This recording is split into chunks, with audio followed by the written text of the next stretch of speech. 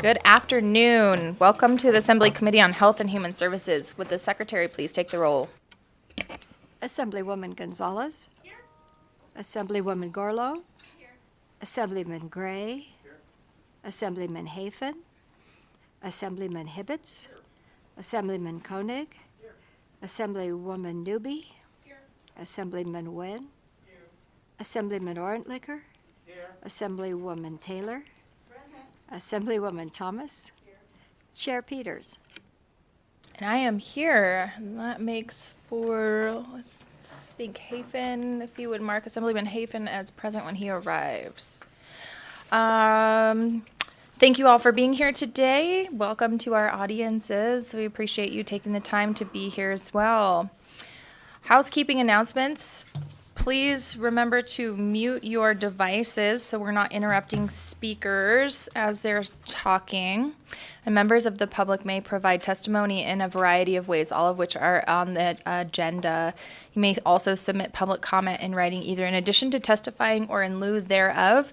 Written public comment may be submitted before, during, or up to 24 hours after the adjournment.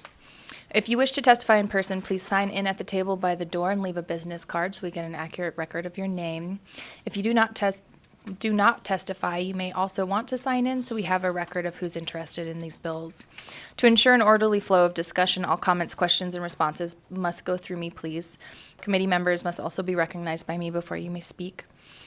Additionally, I ask our presenters on Zoom video call to leave your cameras off and your microphones muted until it's time for you to present or I direct any questions to you. When testifying in person, please remember to turn on the microphone to speak and off to listen so we don't get reverb in our recording. With that, we will move on to our agenda. Today we have 2 bill hearings. We will take them in order, starting with Assembly Bill 202.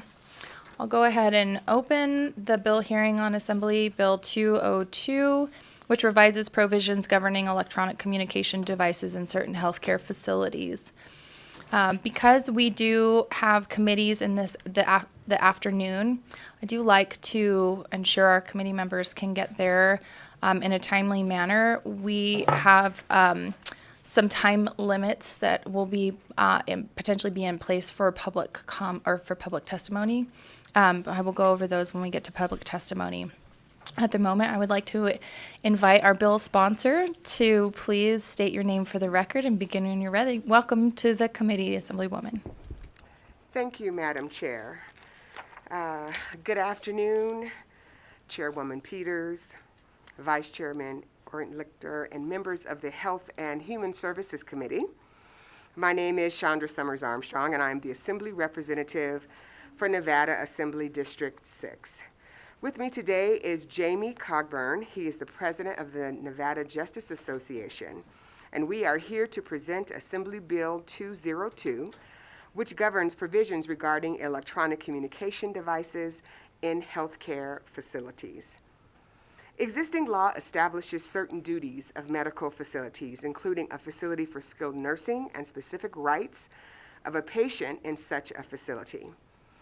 This legislation is narrowly tailored to allow patients in skilled nursing facilities or their guardian to request installation at their own expense of an electronic communication device of their choice.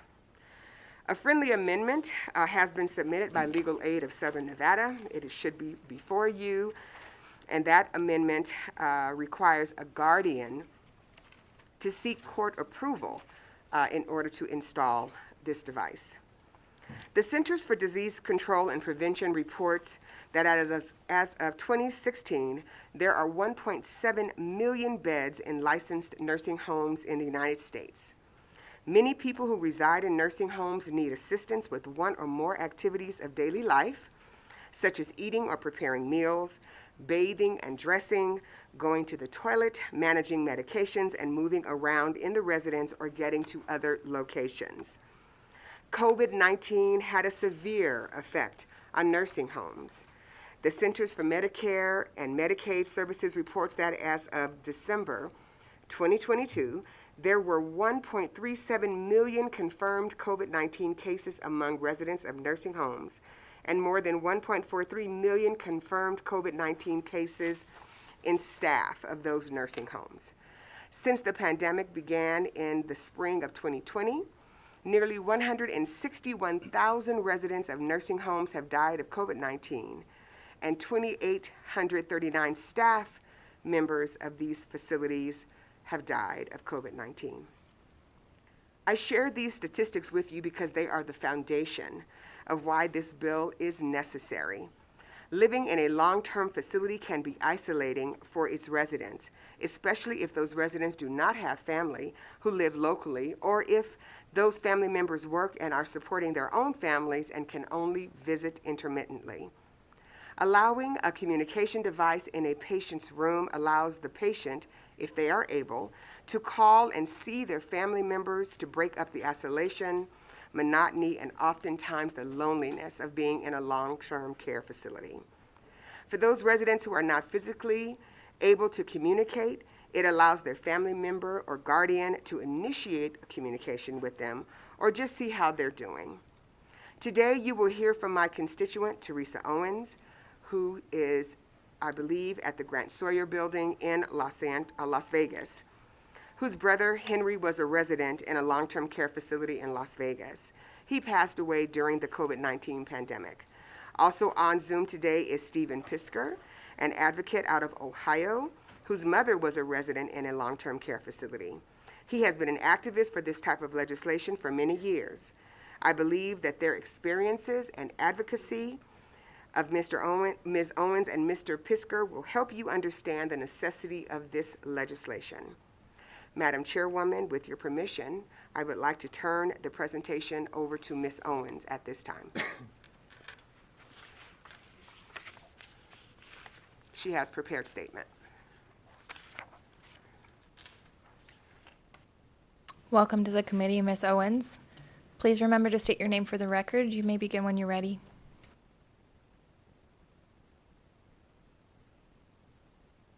There's a button on the front of the desk that says mic. I got it. Okay, good afternoon, Madam Chair and members of the committee. My name is Teresa Owens Begay, and I sit here before you today to share my brother's story and experience in the nursing home and why I passionately believe in getting this bill passed. As my brother entered his 50s, his health started to decline. He was diagnosed with multiple sclerosis and diabetes. Well, in 2018, my brother suffered several strokes. He was in and out of hospitals. He did not want to be placed in a nursing home because he feared what would happen to him. Eventually, he could no longer walk, and he had to be placed in a nursing home. His worst fear has now become his reality. 2 weeks into his stay, I started to notice the red flags. I would go on my lunch at 10:45 and feed him. He will have soiled his diapers 20 minutes after lunch, and I would call for a nurse to change him. And she told me she would have a CNA, a certified nursing assistant, change him. And I would return to work at 11:45. I would get off work at 3 p.m. and I would return just to see that he was in the same soiled diaper. Now you may ask yourself, well, how'd you know it was the same soiled diaper? Because I took a marker and I put a check mark on the tab of his diaper, and when I got there, that check mark was still there. That's how I know. And this happened on several occasions. I received a call from the nursing home informing me that my brother had an infection and needed to go to the hospital, and which hospital I would want him to go to. They wouldn't say what the infection was. I got to the hospital just to be told by the doctor that my brother was severely dehydrated and had severe urinary tract infection, sepsis, and MRSA. The MRSA and sepsis was caused by the staph infection that was in his feces, which entered the open bed sore that was about the size of a $50, located right above his buttocks. Remember, he would soak in his feces for hours before he would be changed. The dehydration caused the urinary tract infections. He was hospitalized multiple times with the exact same condition. The dehydration explains the reason why when I gave him water, he would drink it as though he was dying of thirst. That is when I noticed the pitcher of water was being placed out of his reach. When I asked the nurse, why is this water being placed out of his reach, he needed to stay hydrated to avoid these reoccurring urinary tract infections. Her response was, because he would spill it and wet his sheets and get his sheets wet and I would have to change him. A person with MS will eventually begin to have difficulty holding simple items such as a glass of water and eating utensils. I came to the realization, was anyone giving him fluid other than me?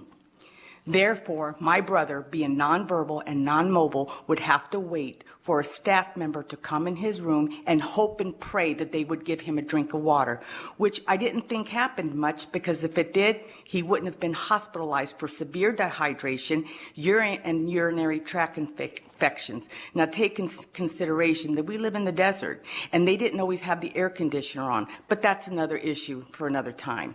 Then there's the matter of the bed sores. A person with bed sores should be rotated from side to side every 2 hours. I requested a wedge pillow for him. This would help keep the pressure off that bed sore. I know that wound had to be very painful. Many times I would arrive to his room and the pillow was gone. I requested an alternating pressure air mattress to alleviate his pain, and that too eventually would be gone. I requested for compression socks to help with his circulation in his legs. Well, they gave him IPC stockings. That is intermittent pneumatic compression devices. This is a good thing. Well, what it does is prevents blood clots in the deep veins in his legs. Well, he had that for about a month and a half, and then it was gone. And because of not having circulation in his legs and being a diabetic, he had to have his big toe amputated and his pinky toe just rotted off. There's more, but I only have 4 minutes. On March 17, 2020, Governor Sisolak shut down the nursing homes. I could no longer see my brother. I was sick to my stomach. I believe it was June when I got the call that my brother contracted COVID-19. I had the nursing home transport him to the hospital because I didn't trust their care. I called the hospital to speak with my brother's nurse, and I was told by another nurse that she was unavailable to speak with me because she was taking pictures of my brother's body. I was like, what? And she told me the reason for the pictures was because they needed to document the condition of his body upon his arrival, so they weren't held accountable. I wanted those pictures and I wanted them bad, but I was told that I couldn't have them until he was discharged and it became part of his official medical record. I got those pictures and I had a meltdown. I took those pictures to the news. People needed to know what was happening in this nursing home. Now, you can watch his story on YouTube. Just type in nursing home nightmare. You'll see the bed sores and the rotted pinky toe. After he overcame COVID, I had placed him at another nursing home that had availability for patients that were on Medicaid. I was unable to see him in person because of the lockdown. I would call the nursing home and ask the nurse to put the phone to his ear so he can hear my voice. He needed to know why I stopped coming. He needed to know that Nevada was on lockdown. He needed to know that I loved him very much and I'm doing everything possible to see him. He needed to know this, that there was this deadly virus. And I will do everything to see him as soon as I can. On Thursday, February 4th, 2021, I was able to visit my brother through the hospital room window. I remember looking at him, this once strong, vibrant man that I used to remember, now reduced to skin and bone. I know my brother endured a lot and his soul must have been tired. I had to utter the words that I never wanted to say to him, and that was, "It's okay, Hank. It's okay. Go home, be with Mama, be at rest, be at peace. It's okay." 2 days later, on February 6th, he did just that. He went home. He was 61 years old. I joined 2 nursing home support groups in which people share their family members' experiences in nursing homes, and to my astonishment, I learned that these patients in these homes are not only suffering neglect like my brother did, but they are suffering from verbal, mental, physical abuse, rape, and sodomy. I would like you to take in consideration the story of the 14-year-old Arizona girl that was in a vegetated state for over 10 years and in December 2018 gave birth to a baby boy. The treatment of individuals is happening all across this country, and Nevada is no exception. You must realize that. You have been given the power and the authority by the people of this great state of Nevada to make and change laws. I pray to the Most High for two things. I pray that you have the conviction in your heart to push this bill through, but above all, I pray that you will have the courage to overcome the opposition that will follow this bill. And trust me, there will be much of it. But what I need you to ask yourself is, whose privacy are you really protecting? Now, I'm going to conclude with this. I am grateful for this very moment to be sitting here to share my brother's story with you. This bill will not bring my brother Henry back, but what it will do is help protect and even maybe save the lives of vulnerable individuals for whatever reason their family had to place them in a nursing home. Thank you. Thank you, Ms. Owens, for sharing your story. I believe we have your written testimony, but if we don't, would you mind sending that in so that we have that in our exhibits Of course. records? Thank Yes. you. All right, thank you.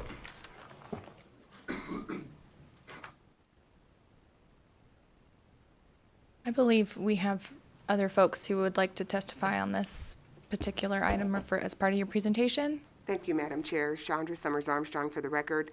Other person who's on the line is Stephen Pisker. He is an advocate from Ohio, and he has been working on this type of legislation in his state and assisting others as well. Thank you. I'm not seeing Zoom in our room right now, but I'm assuming BPS is pulling them up for us. And I apologize from the beginning of this testimony for not making a statement about the potential trigger factors of this particular bill. So I apologize to anybody who was not expecting the testimony that we've received so far today. I don't know if we have the ability to put a trigger warning on our recordings, but I will work on trying to make sure we have that out there for folks. Okay, it looks like Mr. Pisker is on the Zoom. Please state your name for the record and spell it if you would, and you may begin when you're ready. Hi, my name is Steve Pisker, and I'm from Ohio, and I've been advocating for cameras in nursing homes now for 12 years now. I did get the law passed in Ohio for cameras in nursing homes. It was named after my mother, who was brutally abused in a nursing home in 2011. I put a hidden camera in her room and caught 8 aides abusing her. One thing you're going to hear during these testimonies from your constituents is the same thing from that I'm saying and Teresa is saying. You're going to hear many stories of nightmares out of it. But what I want to do is I want to get into more about the law, because too many people just don't understand this law and they don't know it. Right off the bat, I'm going to ask all of you to please vote down that amendment. I mean, I doubt very seriously if your state attorney general is going to tie up the courts with something like getting permission to put a camera in when you got a law. I mean, that just doesn't make any sense. Please vote that down. You don't need it. This law is in 14 states and no one has it.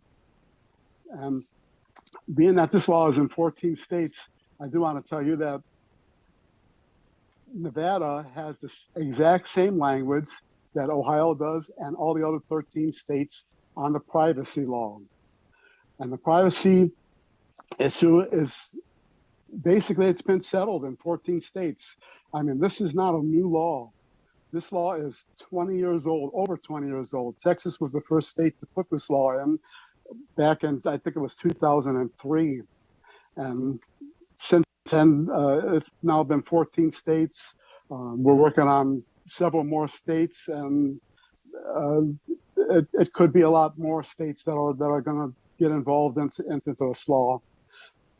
This law, the privacy law, is for the resident only. It doesn't pertain to anybody else. I mean, no one has the expectancy of privacy going into that room. No aide has it. Nobody else has it. No visitor has it. Nobody walk into that room. No caregivers, no anybody. They do not have expectancy of privacy in that room. So when they walk into that room and there's a camera in there, and if they're going to do anything or say anything that's private, that they want to keep private, I mean, they gave up their privacy rights walking in that room knowing the camera's in there. So, I mean, if they want to do something private, they should do it someplace else. As far as the camera itself, the camera are all the same in all the 14 states. They're all using the same cameras. They're very similar. I'm sure everybody's familiar with the Ring cameras, Ring doorbell cameras. They're very similar to that. Actually, Ring makes one, and there are two other ones that people are using. They're very simple cameras. They can be installed with no tools. They do work off of Wi-Fi, and we are telling people to get their own Wi-Fi, not to use the nursing home's Wi-Fi. People are using hotspots, and they are working well on this. And this law is actually working very well in all the 14 states. I mean, I get calls from everywhere, all over the country, of people telling me that the law is actually working. I just got an email from somebody from Ohio, and they said that they actually see an improvement in care from their loved ones because they have a camera in the room. And I say nightmare stories of stuff without cameras and people putting hidden cameras in. I mean, isn't it odd that every time a hidden camera is put in a room, it caught abuse? I mean, so what we did in Ohio, and all the states did, basically all the states did, was we didn't want this camera to be hidden. We want the camera, we want everybody to know that camera's out there. We want a sign put up there, put a big sign up there. You know, we shouldn't be responsible for putting a sign in a facility. I mean, the facility should be putting a sign in there. They could put a sign in a room, but not outside the door. I mean, that's not our facility. That's not our problem outside the door. That's the facility's problem. That's why this clause says may. So if they want to put a sign up, please put the sign up. You know, we encourage you. Put a big sign up there telling everybody there's a camera in the room. Because when you walk in that room, you have no rights to privacy. And I might add that the Georgia Supreme Court a few years ago did rule on a nursing home case where the aide was caught on video, on hidden video, and the aide fought the case all the way to the Supreme Court, and she said that her privacy rights were violated. The Supreme Court ruled that she had no rights to privacy in the residence room, and that the videos can be used in a court of law. Now, everybody knows that a Supreme Court ruling in a state is sets a precedent for all 50 states. In order to get that ruling done, you'd have to take it to the U.S. Supreme Court. So, I mean, we use it, everybody else uses it. Like I say, the camera law is working in Ohio. It's going to be 1 year old in 10 days, March 23rd. And it takes time for this to work. You know, I mean, you're not going to have hundreds of people running out to put a camera in a room. It didn't happen anywhere. It didn't happen in Ohio. It just takes time. It could take a year. It could take 2 years. It takes time for everybody to get involved in a camera, putting it in. Everybody actually seeing that nobody else can view these videos. We made it so that we didn't give any rights to the nursing home. The nursing home should not have any rights in this. The idea of this is to give residents and families peace of mind, knowing that they can go view the cameras at any time without any problems from the nursing home. If you give the nursing home any rights at all, they'll shut the cameras off, they'll shut the Wi-Fi's off, they'll tamper with the cameras, they'll do all of that stuff. And as far as tampering with that camera, anybody that touches that camera is liable, regardless if they work there or not. Nobody walks in your house and tampers with anything. That room is there's a resident's home. So nobody should be doing that in a room. You will be held liable for it. So you can put anything you want on the sign. Mr. Pisker, And we have several questions from the Yes. committee members that we'd like to get to. We have already gone Okay. 25 minutes into the presentation. I would ask if you have any additional remarks. We would be happy to review those in writing, but I think we have several questions that folks would like to ask regarding this. Assemblywoman, do you have any additional testimony on the bill before we get into questions? Thank you, Madam Chair. Chambers Armstrong for the record. I think we can go to questions. Mr. Cogburn is here to help with any legal technical questions that I am not able to answer. Thank you. Thank you so much, and I believe we have both Mr. Pisker and Ms. Owens available if folks have questions for them potentially as well. We also in the room have our legal staff, knowing that this is a potentially hot topic issue. It is a hot topic issue. I don't mean to dismiss that. This is an issue that is of importance to folks, and so we are ready to vet that out. I have a few questions from folks, I believe. Assemblywoman Thomas, do you want to begin? Good. Excuse me. Good afternoon, Chair Peters, and thank you, Assemblywoman Summers Armstrong, for the presentation and your presenters. I have one question. Basically, the HIPAA concern. If you could answer that for me, how does that affect? Good afternoon. Jamie Cogburn, on behalf of the NJ, through Chair to Assemblywoman Thomas. Please feel free to go directly to the member. Thank you, Chair. Stepping back, this is a patient's rights, meaning they're the only one that can waive anything. So if there's a privacy concern or a HIPAA concern, it is purely the patient who decides whether a camera is in their room. And so by them doing that, they are waiving their rights on HIPAA. But you have to remember, they're waiving their rights as to anybody that can view that camera. But for anybody to view the camera or to use an electronic device, they have to receive written consent from the patient. So for example, if my grandmother is in a home and wants to be able to communicate with me or for me to be able to log in and see things, she would have to give me written consent that would stay on file with the nursing home, and we're the only two people that could view anything or communicate through the device.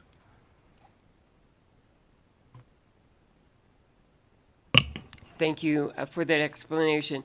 What if the patient is incapacitated? Chandra Summers Armstrong for the record. Thank you, Assemblywoman Thomas. One of the things that we received a request from Legal Aid of Nevada, and if you go to section 8.1, you will see that there is a line there that requires that the guardian of a person who cannot speak for themselves has to apply to the court for authority and for consent. So this is not just any old body coming in speaking on their behalf. And additionally, that guardian would be the only person outside of a court order who would have the right to view that content on the camera. Thank you, Madam Chair. Thank you. Thank you for the question, and thank you for pointing out that amendment. That is included in your packet, committee members. Assemblywoman Gonzalez, did you have a question, or was that answered? I can come back to you. Yeah, Assemblywoman Taylor, I have you next. Thank you, Madam Chair. And thank you, Assemblywoman, for bringing this forward, and to those who made the presentation, and thank you for those who shared your stories with us. I do have a couple of questions, Chair, if you will allow.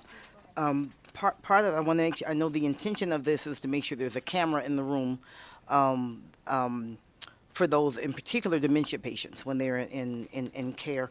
Some of the information that we read spoke about, and then the presenter as well, about the workers, the employees there, and that was part of some of the information that we have as well. And I'm hoping that you can shed some light, someone on your presentation team, around the rights. Do the employees have a right to privacy in that environment? Is this an infringement upon their privacy? Jamie Cogburn, To answer the question bluntly, no. They do not have a right to privacy as the employee there. In fact, in every nursing home I've ever seen, there's actually other cameras throughout the hallways and other places throughout the facility. The privacy concerns are really the patient's privacy concern. And again, we have to go back to this is a patient's right. They have the right to have the camera or electronic communication device. It's not necessarily just always a camera.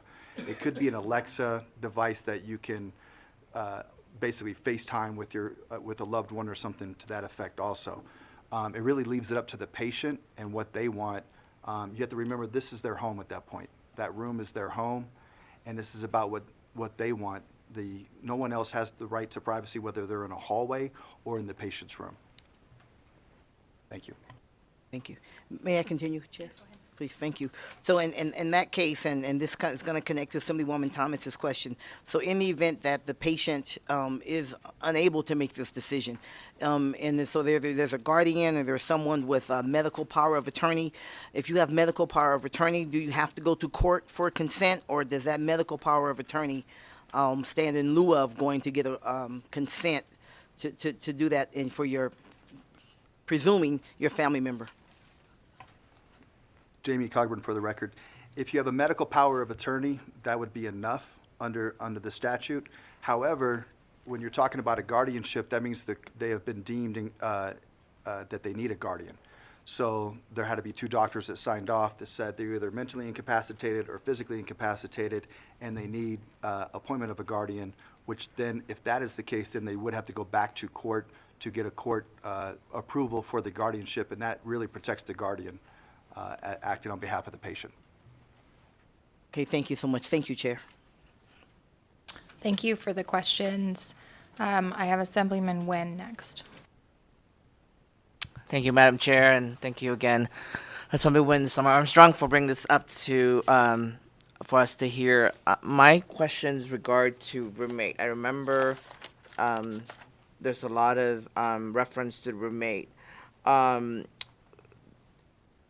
In terms of the roommates, let's say inability to, and maybe this is something that Mr. Cockburn can address, is that if the roommate himself or herself are not able to make that decision, and let's say the family of that roommate refuses that situation, how does the the resolution on that particular situation, if there may be an agreement on the one patient, but in agreement on another patient, but not the patient themselves, but maybe their families, and as the situation get more and more complex, where is the recourse in this scenario?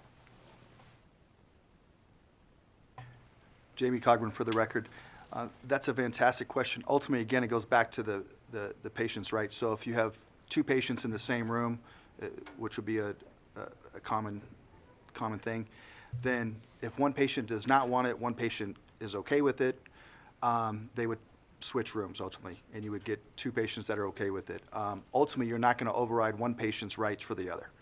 So if there is no accommodations that can be made, then at that point a camera cannot be placed or electronic device cannot be placed, because you cannot violate another patient's rights, especially to privacy, without the agreement. May I have a quick follow-up, Chair? There was a lot of mentioning too about sound versus just pictures, right? Just the visual part. Are there thoughts about, in terms of, I don't know, trying to not make it sound funny, but in a way where maybe they're okay with their roommate having a visual monitor, but maybe sound is not an option? Are there flexibility in what this bill is trying to do in terms of like making sure that there is a compromise per se, that perhaps audio is definitely not an option on the table, but would video still cover the need to make sure that there is some sort of transparency?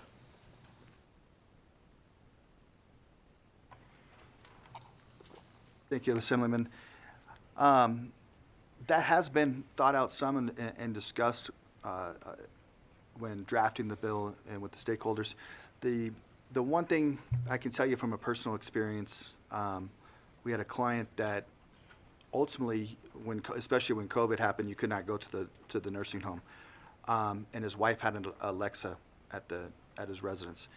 And there was allegations of abuse and other things similar to what Ms. Owens has testified to. And I will tell you, there was hours and hours of this gentleman screaming out in pain, asking for help. We think it's important that there's sound.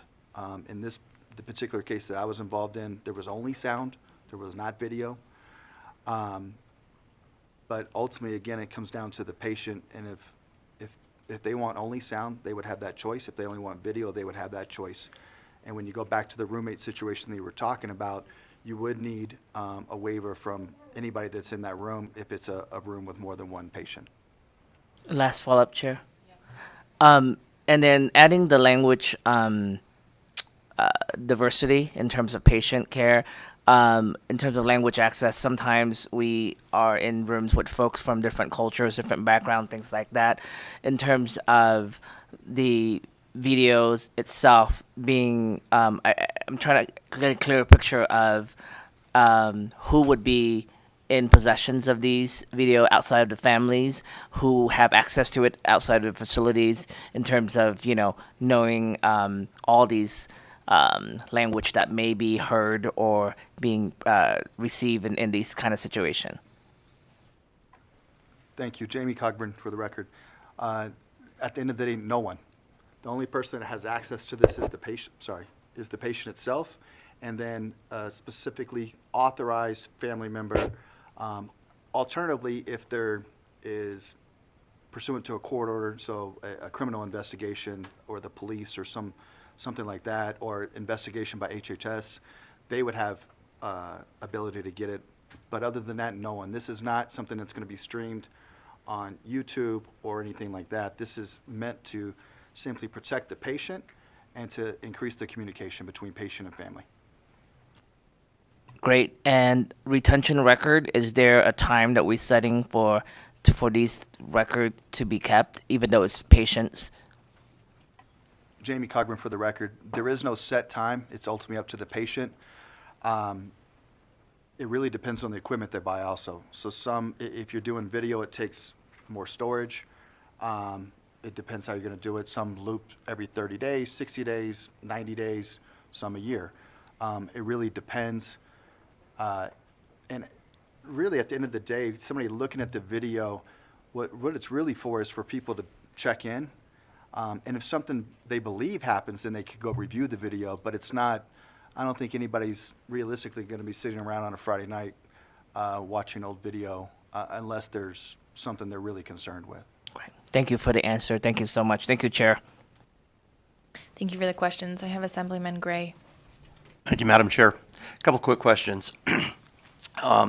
One, does a roommate get to say now whether or not the other roommate can use a telephone, which is still open audio, or an Alexa device, or a FaceTime, iPad or anything? I'm really not finding the correlation there because it's already in place. Two, why would you need a court order, from a judge if a judge has already issued a court order saying the guardian has, the guardian is appointed to make these decisions? I mean, that just seems like it would complicate it in the courts, taking it back to the court for a decision you've already been granted permission to make decisions on. And the third one escapes me now, but it's kind of along the same lines. Thank you, Madam Chair.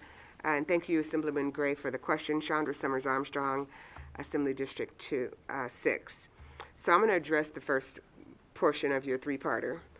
You got to have to come back with the second one. FaceTime telephone. Absolutely not. A patient can make a phone call. They can use FaceTime. They can use Google Meets, whatever they choose to, if they have the capability to do so. So right now, there's no prohibition on that. I have comments about the court order, but I'll let Mr. Cogburn, because he's like the attorney. I just don't want to play one on TV, so hold on. Thank you, Assemblywoman. Thank you, Assembly Gray, for the question. I want to clarify one thing on the telephone part, too. The reason you would need a waiver is only when there's a recording device. So if there's a camera recording or something to that where the patient, where there could be an invasion of privacy, that is when you need the consent of the co-patient, I guess, so to speak, co-roommate. As far as the guardian, this was a friendly amendment from legal aid that they were concerned that guardians, could they act within this scope? It depends on what the court order says. So that's the lawyer answer that I'm giving you, which is depends how much authority they have pursuant to their original court order. If they're allowed to, if they include that in the original court order, that they can add or place a electronic device, recording device in the room, then I don't think they have to go back for approval, an additional court order. So it really depends on what the order is up front. And I hope that answers the question. I believe there is someone from legal aid in the room who might be able to answer the intent on that question. Would you?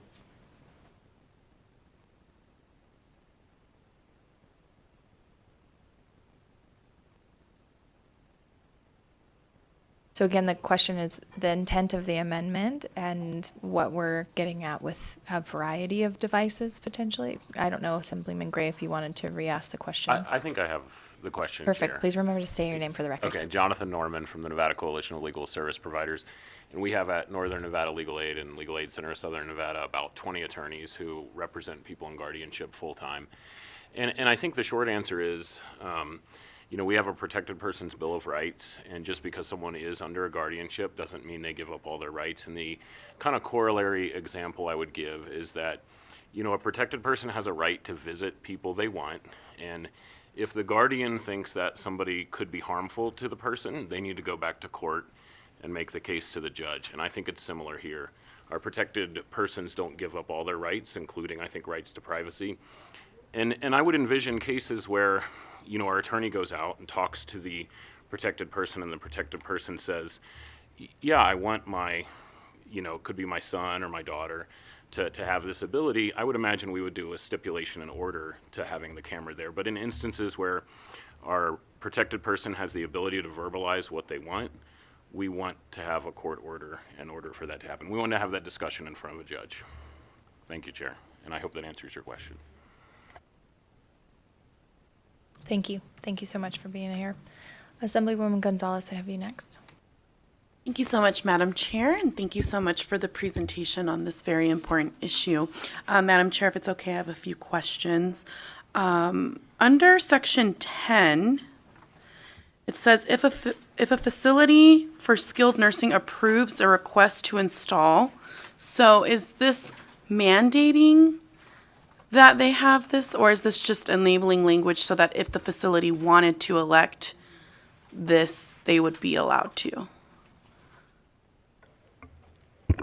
Thank you, Assemblywoman Gonzalez, for the question. Chandra Summers Armstrong for the record. My understanding is that this would be a right of the person, and the only way that the facility could deny it is with some kind of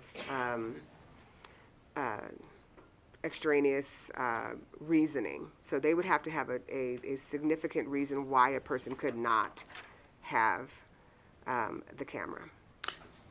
So after we implement this, they would be allowed to, regardless of what facility they are at, unless there's some circumstance in which they would define.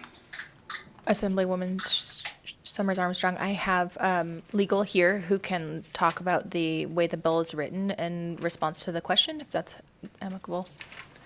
Yes, Eric Robbins, LCB Legal for the record. So you were talking about Section 10, subsection 1, but if you go up to Section 9, subsection 4, it says that a facility for skilled nursing shall approve a request by a patient or the representative of a patient if the request meets the requirements of this section. So if the request has all the things in it that the statute requires and there is consent on the part of the roommate, if that's applicable, then the skilled nursing facility would have a duty to approve the request, so it's not optional.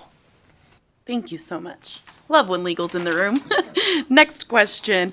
In that same section, it goes through, I think it's like A all the way down to 11, saying that they choose the electronic device where it's installed.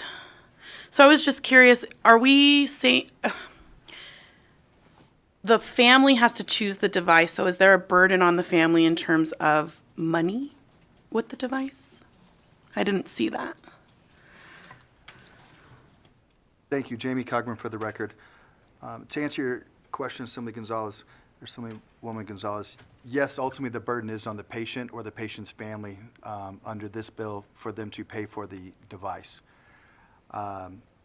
There are a variety of different devices, so it really depends. I believe Mr. Piskor is talking about there's a Ring device.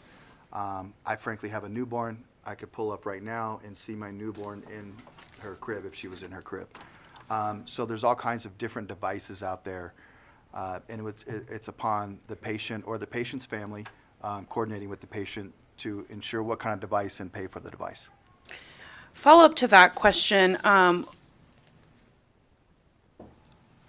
and I got a little confused with the video and the audio. So if a device allows for both, is there a stipulation in this bill that only one can be used? So for example, a Ring captures both audio and visual. And if, let's say, a roommate consents to audio but maybe not visual, are there like any just examples or what this bill would mean in terms of those? Jamie Cogburn for the record. That is a very good question, and as I sit here, I do not have the answer for you on that. I can get back with you on that one. But if a patient wanted video only, then it would be video only. Ultimately, again, you go back to the patient's right. They get to decide if they might just want an audio device where they can connect with somebody at their home via Alexa or Google or whatever there is. Or they may want a full-fledged video device that's recording and then they can talk and do both. Or they may want both devices. Really, it ultimately is up to the patient and again, to the patient's choice. Okay, awesome. And then my last question, I think, in terms of, so if we are moving patients throughout the facility, this device would follow the patient and not the facility, like the room, right? Jamie Cogburn for the record. Wherever the patient's room is, they may move throughout the facility during the day to go eat or to go do different activities or things like that. It wouldn't follow them there, but it would be where they essentially consider their home. So where they sleep, where they spend a large part of their time. Awesome. And then I had one more question, but it's escaping me. I'm going to move into a couple other questions. Thank If you so remember, much. Please let me know. Assemblywoman Thomas, please. Thank you, Madam Chair. Excuse me. I have a question that's in Section 13, subsection 2. An employee of a facility of skilled nursing shall not refuse to enter the living quarters of a patient which contains an electronic communications device installed pursuant to Section 9 of this Act or fail to perform any of the duties of the employee on the grounds that such a device is in use. My question actually is, what happens to that employee if they refuse? Can the patient sue the nursing home, or can the patient sue that employee for not going into where they feel like their privacy is being violated? Jamie Cogburn for the record. Assemblywoman Thomas, in the employee has no right to the privacy under Nevada law. So for example, if I have cameras in my office right now, I could log in and look to see what people are doing. In these nursing homes, there's already cameras in the nursing homes in the hallways. What we're talking about here is within the room. So would the patient have the right to sue? No, but if they're being denied treatment by the nursing home because employees will not go in there and treat them, that could lead to other issues for the nursing home as you're refusing treatment. But they wouldn't really realistically have a private cause of action against that particular nurse or CNA. But I can't imagine a situation where a nurse or a CNA is refusing to treat a patient because there's a camera, as that, frankly, it kind of comes with the job of where they're at already. We have legal willing to weigh in here. Please go ahead. Yeah, so Eric Robbins again. So in section 1, it authorizes basically the Department or Division of Public and Behavioral Health to take disciplinary action against the license of a facility that fails to comply with sections 3 to 14 of this act, which includes section 13. So basically the way I read it, the facility would have an obligation to more or less make the employee provide treatment, in accordance with his or her job duties, regardless of the camera. And if the facility failed to do that, then the facility would be subject to disciplinary action from DPPH. Thank you, legal. Thank you for the question, Assemblywoman Taylor. And then I have Hafen, Assemblyman Hafen and Assemblyman Ortlicker next, and then we'll move on to testimony if there are no other questions. Thank you, Madam Chair. And again, thank you for the presentation on this important issue. If I may, Chair, we did receive a letter in our packet from a Mr. Salmon, and I would like to just ask a couple of questions regarding that, Chair, if I may. And I will try to be brief. Number 3, for those that may have it, I think we all have this information. Number 3, I think my colleagues can ask, but number 3, it goes down and talks about third parties that have to consent to recording. So my question for legal is, if with notification on the door, and that's one of the things they mentioned here, that it shouldn't be a may, it should be a should, with notification on the door, is that enough of if I'm an employee or a visitor, right, and I'm walking into the room, and then the room says that there is surveillance or cameras, whatever word we want to use, right in there, is that enough to say, okay, I know I'm being recording and that's consent, or is some other consent required for it to be legal, if you will?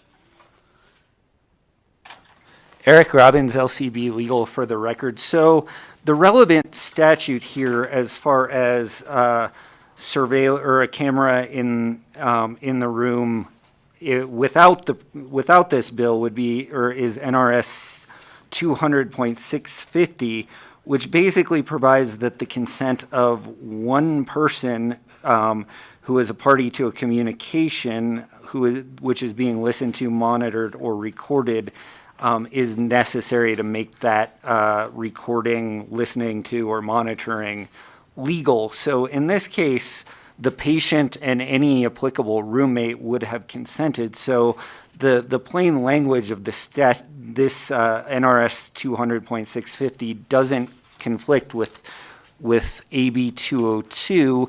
And to the extent that there would be, if there were some conflict even, basically courts use maxims called canons of statutory construction to resolve ambiguities in statutes. And one of those canons of statutory construction is that statutes should be construed harmoniously when, if there is some ambiguity or some notion of a conflict.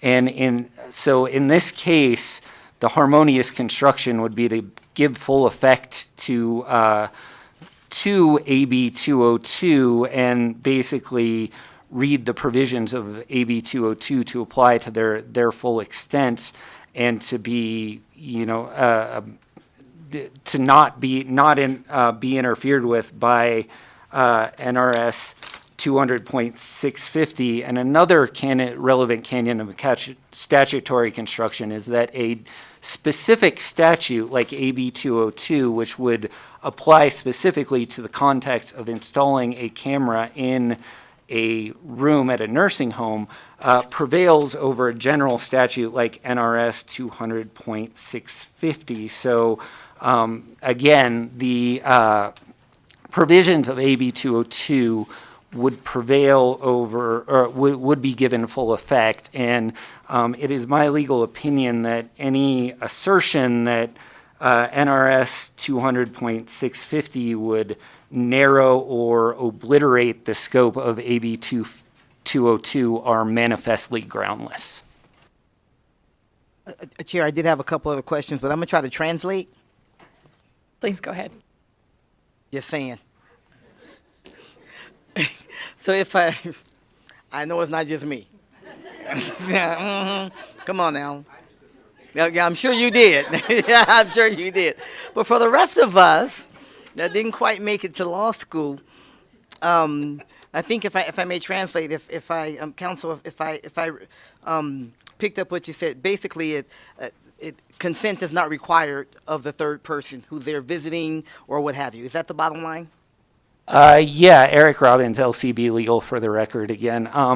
Yeah, as has been discussed, those employees of the nursing home don't have any right to privacy there. The nursing homes are a very heavily regulated type of entity under Chapter 449 of NRS. People like the Division of Behavioral Health can basically go in there and inspect whenever they want. So yeah, there's not a right to privacy there. Is that the same for visitors, if I may, Mr. Robbins? Yeah, I mean, as kind of what we have discussed before, the right to privacy really is in the patient, and when someone goes into someone else's space, they don't really retain their right to privacy as to that other person's right to his or her own space. So, yeah. Thank you very much. If I may, I'm going to hurry on. Thank you for that. I appreciate it.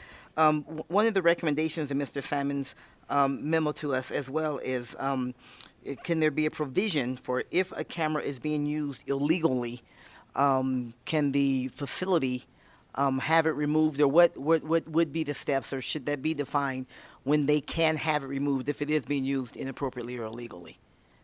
I guess I'd just like your opinion on that. Should that be included?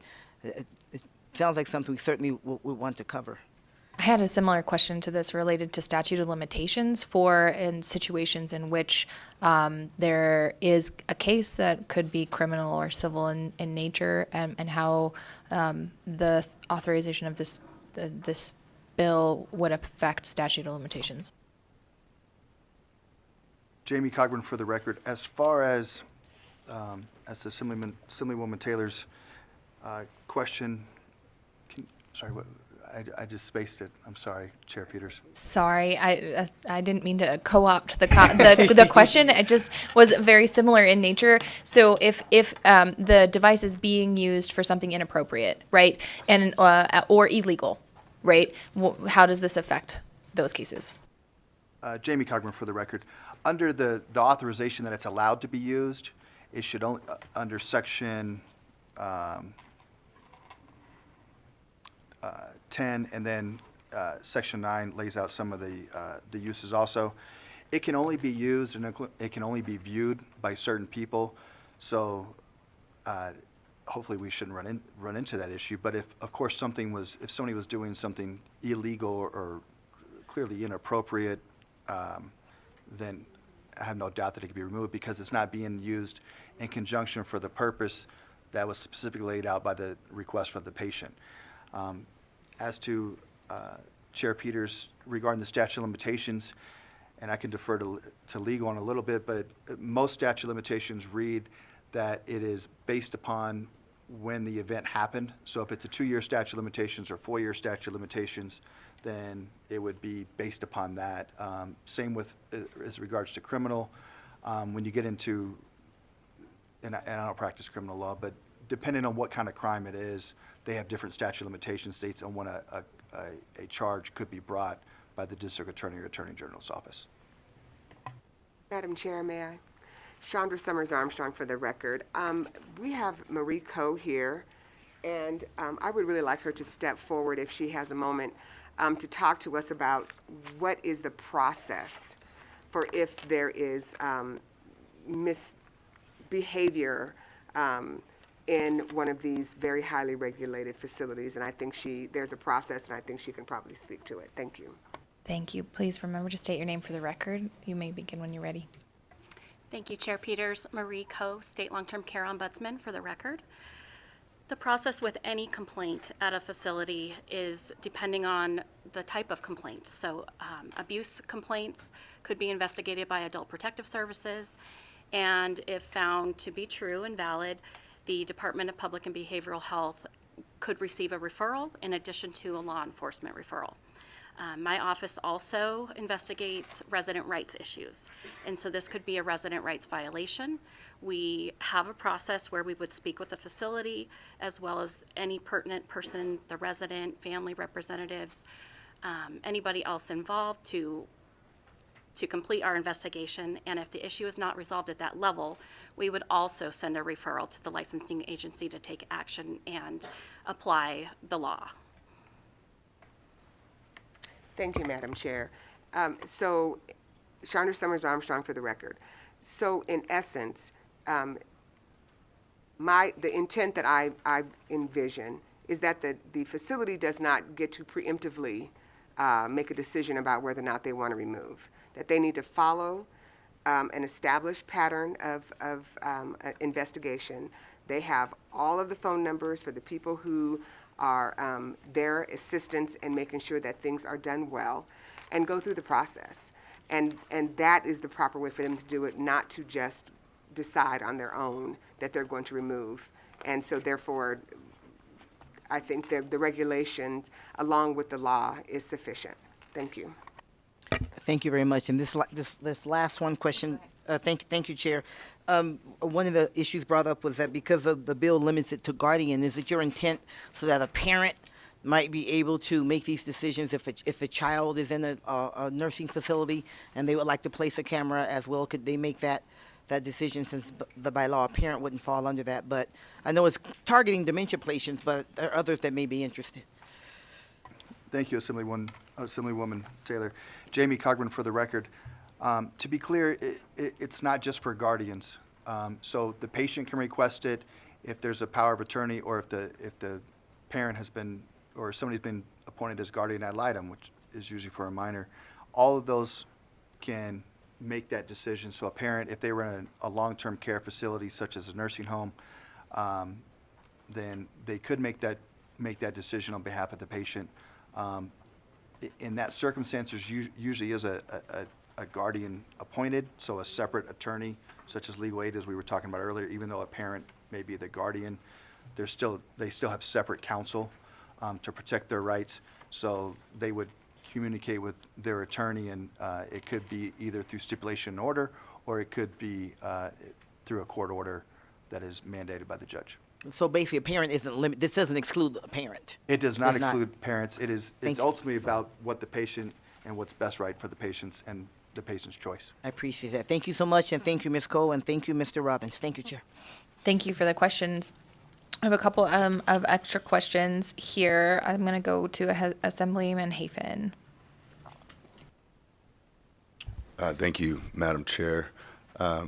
And thank you guys for presenting today. I did have a question that arose from one of your responses. You were referring to the devices, and that there was really no limitation on the device, and that the facility itself had no way of rejecting any device that the patient or the patient's family wanted to do or wanted to utilize. And national security issues pop in the top of my head, and I know this is a health committee, but at the federal level, they have banned certain companies. Huawei is probably the biggest company out there from being able to sell these devices or utilize these devices in government facilities. I believe there's actually going to be a Senate bill coming forward to do something very similar, to at least adopt the list that the federal government has established.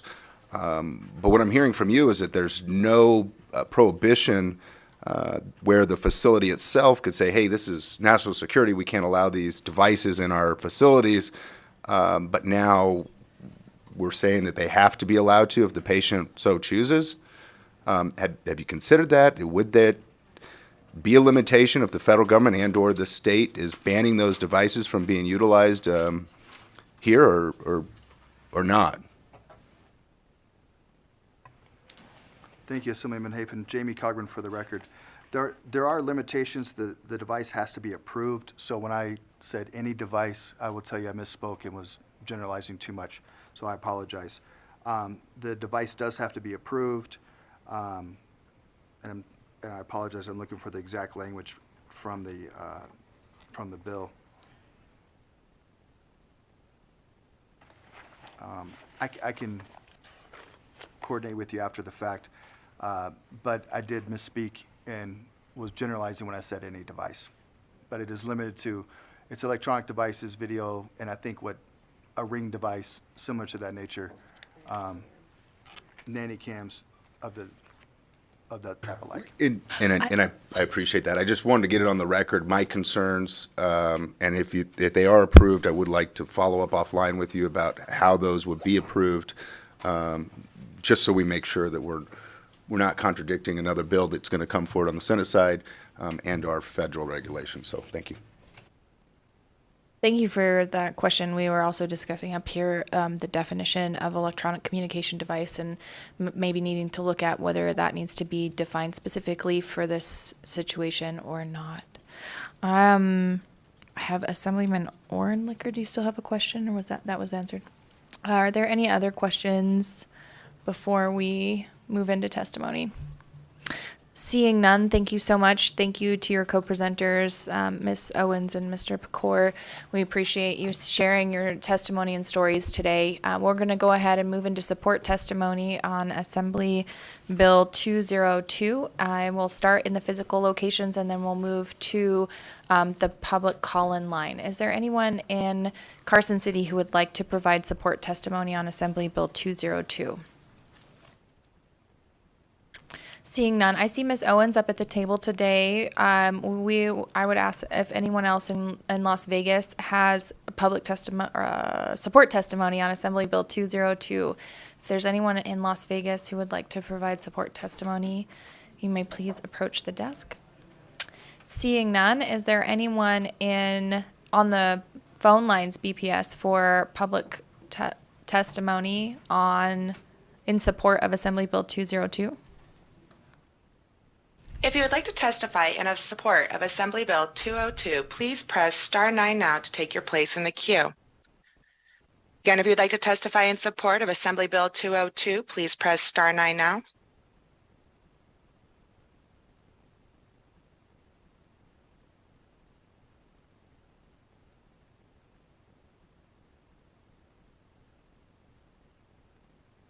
May I begin? Please go ahead. Remember to state your name for the record. Hi, my name is Catherine Nielsen. I'll spell it Catherine. Last name Nielsen, Nielsen.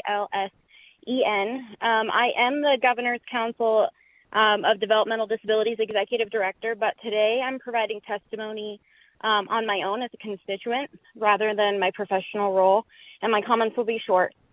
My husband, who's nearly 33, is in the beginning stages of developing a disease rather similar to frontotemporal dementia. Some of you may be familiar with this terrible disease as the one that Mr. Bruce Willis was recently diagnosed with. During the stages of diagnosis, we required video documentation to assist the medical team in their assessments. And many patients have seizures and other ailments that go alongside this degenerative brain condition. For many families, this diagnosis means a likely nursing home placement at some point in their life. This condition can also come with behavioral changes that are outside of the patient's normal behaviors. Placements of cameras can also provide protection to staff just as much as the patient and family. In conclusion, not only would cameras assist in the diagnosis and medical care, but of safety of the patients receiving the care and staff providing that care. So thank you for your time. Thank you for your testimony. Is there anyone else on the public call-in line for support of AB 202?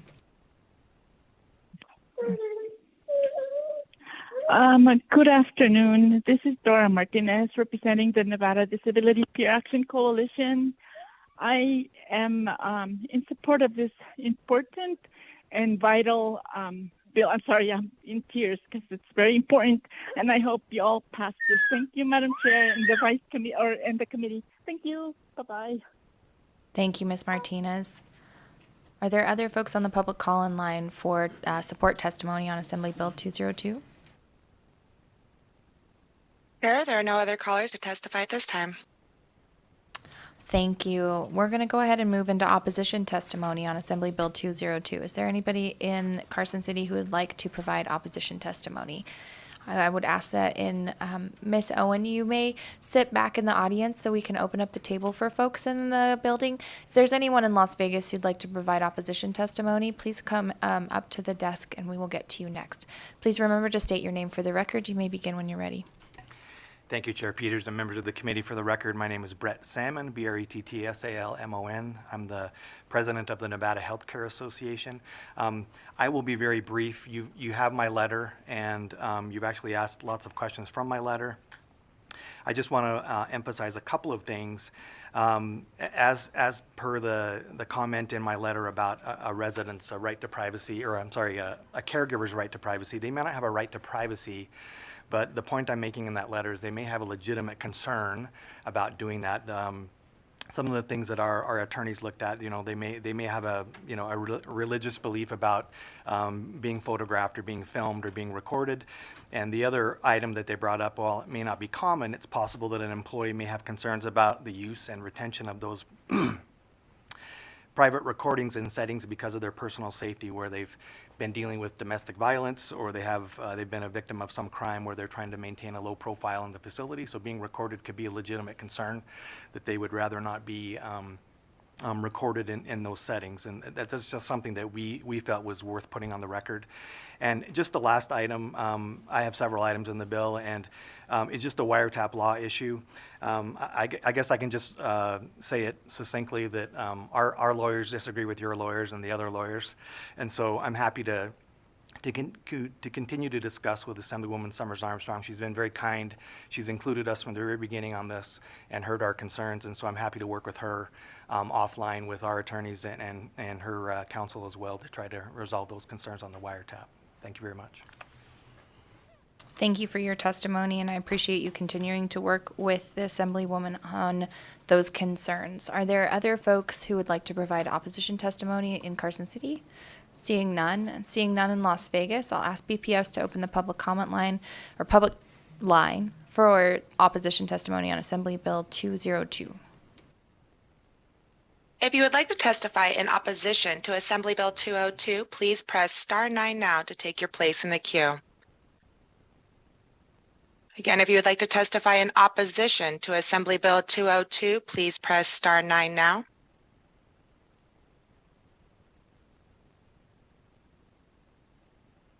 Chair, there are no callers choosing to testify at this time. Thank you so much. We'll go ahead and move into neutral testimony. Is there anybody in Carson City or Las Vegas who would like to provide neutral testimony on Assembly Bill 202? Seeing no one approaching the desk in Carson City, seeing no one approaching the desk in Las Vegas, we'll go ahead and move to the public line. Is there anyone on the public line who would like to provide neutral testimony on Assembly Bill 202? If you would like to testify in neutral for Assembly Bill 202, please press star 9 now to take your place in the queue. Again, if you would like to testify in neutral for Assembly Bill 202, please press star 9 now.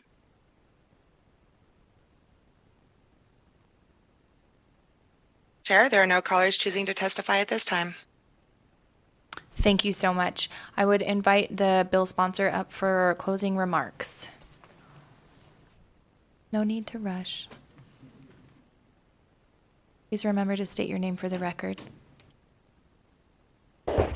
Thank you, Madam Chair. Chandra Summers Armstrong, for the record, Assembly District 6. And I should probably know better than running because I did have a trip and fall the other day in the committee room and it wasn't pretty. I just wanted to say thank you. I know this is a difficult issue. There are lots and lots of variables that we are all concerned about. I think the one thing that we all have in common, if I may make an assumption, is that we all realize that our lives are fragile, and that every one of us in this room at some point may have a loved one who may need care, and that we one day may need care. And depending on what that care entails, we may not be able to stay at home. And I would like, if my mom had to be in a facility and I'm 600 miles away, to be able to communicate with her, to be able to have her call me by Alexa if she can't use her hands, and for me to be able to, maybe if I'm the designated person, pop in and just be able for her to hear my voice. And I just want us to recognize that times are changing. We have a different dynamic in our world now, and we have ability to be able to communicate with one another, and we should allow that to be available when our loved ones are confined in these long-term care facilities. So thank you all so much for listening. I appreciate it. Thank you so much. We will go ahead and close the hearing on Assembly Bill 202 and transition ourselves to Assembly Bill 208. I believe we have folks in the audience who will come up to present. And just a reminder to please state your name for the record when you are speaking. And you may begin when you're ready.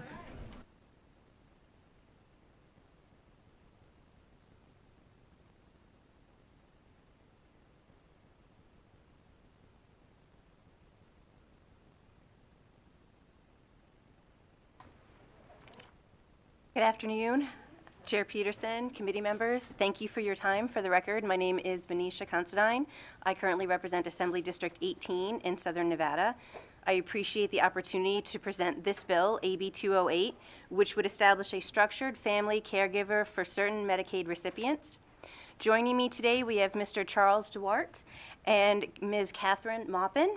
They will be assisting me with this presentation. Mr. Charles Duarte is the Nevada Director of Public Policy and Advocacy for the Alzheimer's Association. For a little bit of background, Assembly Bill 208 came from a recommendation presented during the Legislative Committee on Senior Citizens, Veterans, and Adults with Special Needs during the interim in March of 2022. At its final meeting and work session, the committee voted unanimously to submit this bill before you today. Let me provide you with some background information. Nevada has the third fastest rate of growth for dementia and Alzheimer's disease, and the number of Nevadans living with dementia is expected to grow over 30%, from about 49,000 to about 64,000 by the year 2025. Based on reports from the Alzheimer's Associations in 2021, it is estimated that there are 48,000 informal caregivers in Nevada providing care for adults with dementia. These caregivers provide 78 million hours of unpaid care, which is equivalent to an estimated $1.3 billion worth of care. Of these providers of care, nearly 70% are women, and 46% are caring for a parent or a parent-in-law. And they play a critical role in the care of senior citizens with complex health needs and disabling conditions by assisting with a wide range of household, self-care, and medical tasks that are necessary for the health, function, and community living. Based on the reports from the National Academy of Sciences, Engineering, and Medicine, several studies have demonstrated how Medicaid reaps significant benefits from family caregivers' contributions. When older adults caregivers receive standardized assessment, training, respite, and other supports, caregiver and patient outcomes improve. Older adults' nursing homes placements are delayed. There are decreased expenditures for emergency room visits and fewer hospital readmissions, and decreased Medicaid programs and services utilization. Family caregivers play an important role in the state's efforts to help Medicaid recipients safely remain in their communities and in their homes. Rebalancing Medicaid to enable recipients to remain living in the residential setting of their choice has been a long-standing national priority. As of August of 2022, at least 7 states, Connecticut, Georgia, Indiana, Louisiana, North Carolina, and South Dakota, currently cover structured family caregiving services provided to older adults or adults with special needs under their Medicaid programs. And these programs facilitate more effective coordination of care and home and community-based supports that enable greater independence and quality of life for our older adults. In summary, this bill's overarching intent is to provide financial support and training for family caregivers, including legally responsible individuals of LRIs, such as a spouse. I will be turning this over to Mr. Duarte to talk more about the bill, and he will then turn it over to Ms. Maupin. Thank you. Assemblywoman Considine, thank you so much for that introduction, and good afternoon, Chair Peters and members of the committee. For the record, my name is Charles Duarte. I'm the Public Policy Director for the Alzheimer's Association in Nevada, and I'll be speaking a little bit more about the importance of this bill. So on behalf of the 50,000 Nevadans that are currently living with dementia, including Alzheimer's disease, their families and their caregivers, we strongly support this bill. Again, this is a bill that will recognize the importance of family caregivers to the overall healthcare system, particularly the Nevada Medicaid program, which is estimated to provide, as of 2020, over $200 million of care to individuals with a dementia diagnosis, including Alzheimer's disease. This bill, as indicated, will save money in the long run. If you think about how much a nursing home bed costs Nevada Medicaid, they pay approximately, this is an average, $256 a day for a nursing home bed.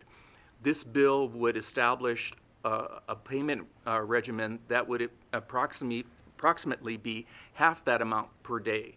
So if you do the multiplication of $256 per day times 365 days, you get approximately $93,000. And this bill will allow for the same level of care to keep people safely at home, avoiding that nursing home stay and avoid unintentional hospitalizations. One of the key questions here is, what is structured family caregiving? And we've had opportunity over the last year to invite experts from the National Academy for State Health Policy to Nevada to talk about this type of program. And as the Assemblywoman indicated, there are 9 states actually right now that are providing some form of structured family caregiving. What it is by definition, according to NASHP,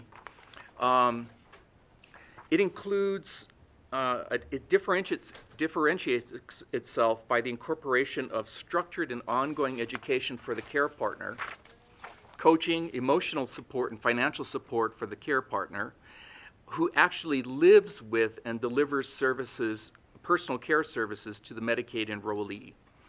The family caregiver provides personal care and support to the member based on the member's assessed needs and the normal rhythm of the member's day. So in essence, what's happening is that individual's there 24/7 making sure that person is safe. They may not be providing personal care that entire time, and so it allows them to stretch out that service over an extended period of time. And again, because they're living there, it keeps that person safe. There are a number of other key elements that establish what the difference between structured family caregiving and other types of programs, but suffice it to say that the key here is making that care partner part of a care team. And so they will be employed by a personal care agency or similar organization who will be the employer of record, delivering training as necessary and as identified through a functional assessment that will be done by the Department of Health and Human Services. That functional assessment will identify the needs of that Medicaid recipient to receive structured family care, but also what the training needs of that individual care partner might require to take care of that person as best as possible and keep them safely at home. I think with that, what I'd like to do is to go into just some of the details of the bill. It is a rather simple bill, and there have been some proposed amendments. And what I'd like to do is to go over the bill first, and then let Ms. Maupin speak and talk about her experience with caregiving, and then go into the proposed amendment that's been offered by the Department of Health and Human Services. So, Madam Chair, if I may, if I could go through this section of the bill, if you feel it's appropriate at this time. So everyone has had the opportunity to read the bill. However, the amendment, it would be helpful if you walked us through the sections of the amendment that are friendly and that you'd like to move forward with, and if there are portions that you would like to discuss outside of those, that would be great. Thank you very much, Madam Chair. Again, for the record, my name is Charles Duarte, Nevada Public Policy Director for the Alzheimer's Association. So I believe that you have a memorandum that was submitted by the Department of Health and Human Services, Aging and Disability Services Division, dated March 9th. This is their proposal for amendments to the bill. I've had opportunity to speak with them about my concerns, as well as concerns that were raised by Eric Robbins, your legal counsel. And so I'll briefly touch on each of these and then talk about the ones that I believe that we could still support and recommend. So request number one from the department is to replace references of amending a home and community-based waiver program and allow the department to apply for a new waiver altogether. This is based off of concerns that were expressed by the Centers for Medicare and Medicaid Services to the department regarding new versus amended waiver applications, and it was their recommendation to actually submit a focused, dementia-specific waiver application that would be new. So it would be in addition to the home and community-based programs that are already authorized by the U.S. Department of Health and Human Services Secretary. So I would agree with this proposed recommendation. It does simplify things for the department, and it would allow for, I believe, a quicker approval of a brand new program as opposed to amending an existing program. That's based off of the guidance I received from department staff. Item number 2 here is to replace the words recipient with applicant in section 1.2. I believe that Mr. Robbins has raised some concerns about this. I would agree with some of his concerns. And so at this time, unless he'd like to, I would just say we would not be recommending item number 2, which would replace the term recipient with applicant.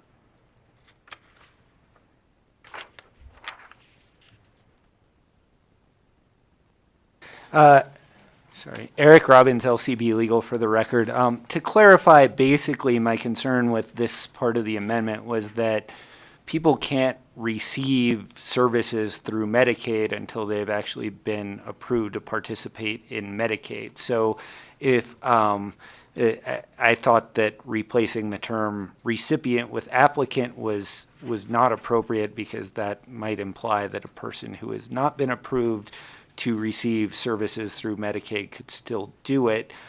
If there were interest in clarifying that an applicant could designate one of the, or could do this provisionally, then we could reword it to clarify that an applicant could designate it provisionally, and then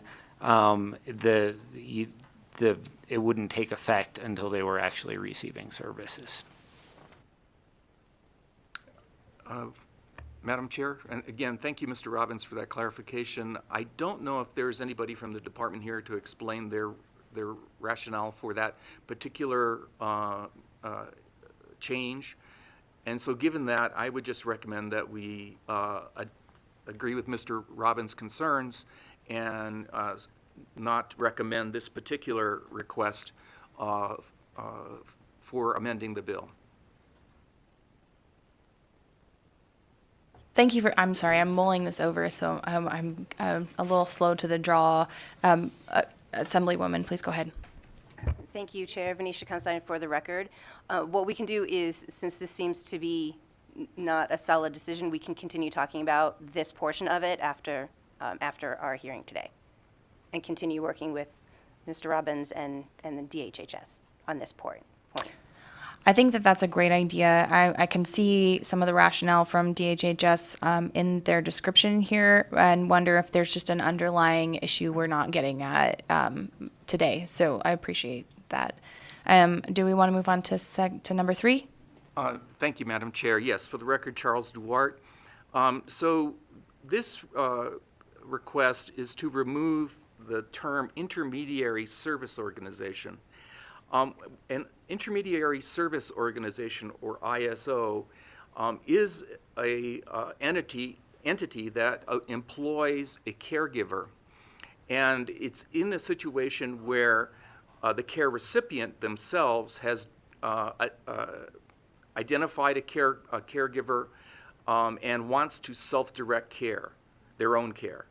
The department had a concern about the fact that this was a dementia-specific waiver application, and that those individuals do not have the capacity to self-direct their care safely. I disagree with that conclusion on the part of the department. An individual in the mild cognitive impairment stage of Alzheimer's disease, or even the early stage and middle stage, are often capable of self-direction and care. In addition, the amendment uses language around the term capacity, which I don't think anybody is suggesting that, that they need to have their capacity checked, especially if they are already self-directing care. So I think removing this choice of an intermediary service organization, which allows for that person to self-direct care from a caregiver of their own choice, is inappropriate, unless, of course, a court has determined that person doesn't have the capacity to self-direct care. And again, I'm not an attorney, so I'm not going to try to give an opinion on that, but I think eliminating this choice for somebody based on a diagnosis of dementia purely and not on their capabilities is inappropriate. That's number 3. And I would recommend against that particular provision of the request. Number 4, Section 3 of the bill provides an effective date for the program to take effect of January 1, 2024. The timeframes associated with requesting a waiver or even a waiver amendment from CMS can be extensive, and the department is recommending a date of January 1, 2025 for this to be effective, as opposed to the January 1, 2024 date, and I would agree with that. So in total, I would agree right now with items number 1 and 4, and then I believe we're going to have further discussions around item 2. Thank you for walking us through that. There's a lot of information here. And I appreciate that you are continuing to work with the department and their concerns and input on the bill. I think we're ready for questions, unless you would like to proceed with additional. Yes, Madam Chair, if you don't mind, I'd like to introduce Kathy Maupin. Ms. Maupin is a volunteer advocate for the Alzheimer's Association, and importantly, she's also a support group facilitator and an educator for the Alzheimer's Association.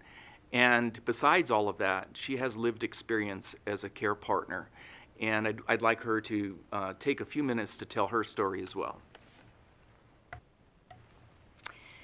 Good afternoon, Chairwoman Peters and members of this committee. For the record, I'm Kathy Maupin, and I'm here in support of AB 208. My thanks to you and to Chairwoman Gorlow for your support in bringing this bill forward. I was a caregiver for 22 years for my mother who had Alzheimer's disease. And as Chuck said, I am a support group facilitator for adults who have a parent with Alzheimer's or other dementia. For the past 17 and a half years, I have listened to stories from members of my support group who have dedicated themselves to the care and support of their parents. They have endured financial, physical, and emotional hardships as they lost their loved ones to this disease. Many who work have had to reduce their hours, transition to part-time employment, or quit working altogether as their parent has moved through the stages of this disease. Some of the caregivers in my group have applied for and received food stamps. Some have had to take money from their savings and retirement accounts. As their income goes down, the expenses go up. For medical supplies, incontinence supplies, bathroom modifications, wheelchairs, gas to take their loved ones to appointments, and more. Many of our members additionally suffer physically as they take care of their parent. Backaches, strained and pulled muscles, joint surgeries, heart issues. Many suffer from depression, guilt, and anxiety, and they're in counseling, thus incurring additional medical expenses. AB 208 will help not only the people who have Alzheimer's, it will also benefit their caregivers. Because the person with Alzheimer's or dementia will be able to choose their caregivers, allowing them to be cared for by someone who is both familiar and trained, they will likely remain in their home longer, thus reducing the need for more expensive Medicaid services such as long-term care in an institution, and financially, this benefits the state. Caregivers would be more secure financially, physically, and emotionally. Specific training and support for caregivers should lead to fewer physical injuries and emotional issues, thus reducing their out-of-pocket medical expenses. The more capable, confident, and supported caregivers are, the greater the likelihood that they will care for their loved ones longer, and this also financially benefits the state. My thanks and heartfelt appreciation for all of your efforts in drafting and bringing this bill forward, and especially for allowing me to have this time to speak with you. Thank you. Thank you for your testimony. I know several of us have experience with dementia in our families and appreciate the sacrifice and navigating the waters of caring for your loved ones. I have several questions. If we're ready for questions now, we'll go ahead and move into those. Assemblywoman Taylor, have you first? Thank you, Madam Chair. And thank you to my colleague, the Assemblywoman, for all of you for being here and for sharing your story. Really appreciate that. My question is, seems to me like it's really important care. And I was actually in a meeting with a constituent last week who cares for her significantly disabled daughter. And because of that, she's unable to, have a job because, her daughter needs around-the-clock care. She does have do some school. She's able to go to school some, but she was asking about any opportunities for that. And so this came up and said, this is the kind of thing that could be helpful if it extended. So that's my question. Has there been any thinking around extending this beyond dementia, limiting this beyond not limiting this to dementia care, but to those who may have people in their family that they're the caretaker for, same rules in their home, who has a significant disability? Madam Chair, through you Please to go ahead Assemblywoman directly Taylor. to the member. Assemblywoman Taylor, for the record, my name is Charles Duarte. Yes, the discussion has occurred. In fact, last week I had a phone call with Cheryl Donnell, who runs the Nevada Lifespan Caregivers Association, about that specific issue. And while this was drafted in a way that it's specific to individuals with dementia who need long-term care services, I think the program could equally apply to those individuals. For example, a parent who's taking care of an adult child who may have a significant developmental disabilities, or other situations where someone may have a physical disability that where they might benefit from a family caregiver being there for them 24/7. So the answer is yes. We structured this in a way to be very specific, primarily to reduce the fiscal impact. But at the same time, I think this program can be applied to a variety of different populations that are served by the state. And it certainly would be, I'd be okay with you folks wanted to expand it further and take this bill to help others. Again, it was only narrowed because I work for the Alzheimer's Association, quite frankly, and it was trying to make sure that the fiscal impact was limited to that population. But yes, it is applicable, and other states are using it across the board. Thank you, Mr. Duarte. Thank you, Chair. Thank you. I have Assemblyman Hafen next. Thank you. You mentioned in your presentation that this would actually be a cost savings. And looking at the fiscal note, it looks like it's going to cost about $60 million this biennium, $91 million each biennium after that. And I believe you stated that these patients would then be able to stay at home, but now we're just paying the caregivers. So I'm not following the cost savings. And so I was hoping that maybe you could provide us a little bit more information on how the actual savings to the state would occur that would be different from what our, I believe it was DHHS put on the fiscal note of a lot. It was a lot. It was $66 million in this biennium. And for the record, Charles Duarte, Madam Chair, through you to Assemblyman Hafen, thank you for the question. I have serious concerns about that fiscal note being overinflated and not representing the true cost of care for this population. The population we're talking about is a relatively small population. And in discussions with the state of Missouri Medicaid program, which has been running this program for 3 years now, they have a total of 108 clients on it. They have a very similarly sized Medicaid program to that of Nevada, a little bit bigger, and so we expect that experience to be replicated here. In addition, according to Missouri Medicaid staff, 80 to 90% of those patients on their structured family caregiver waiver are already receiving long-term services and supports financed by the Missouri Medicaid program and covered elsewhere in the budget.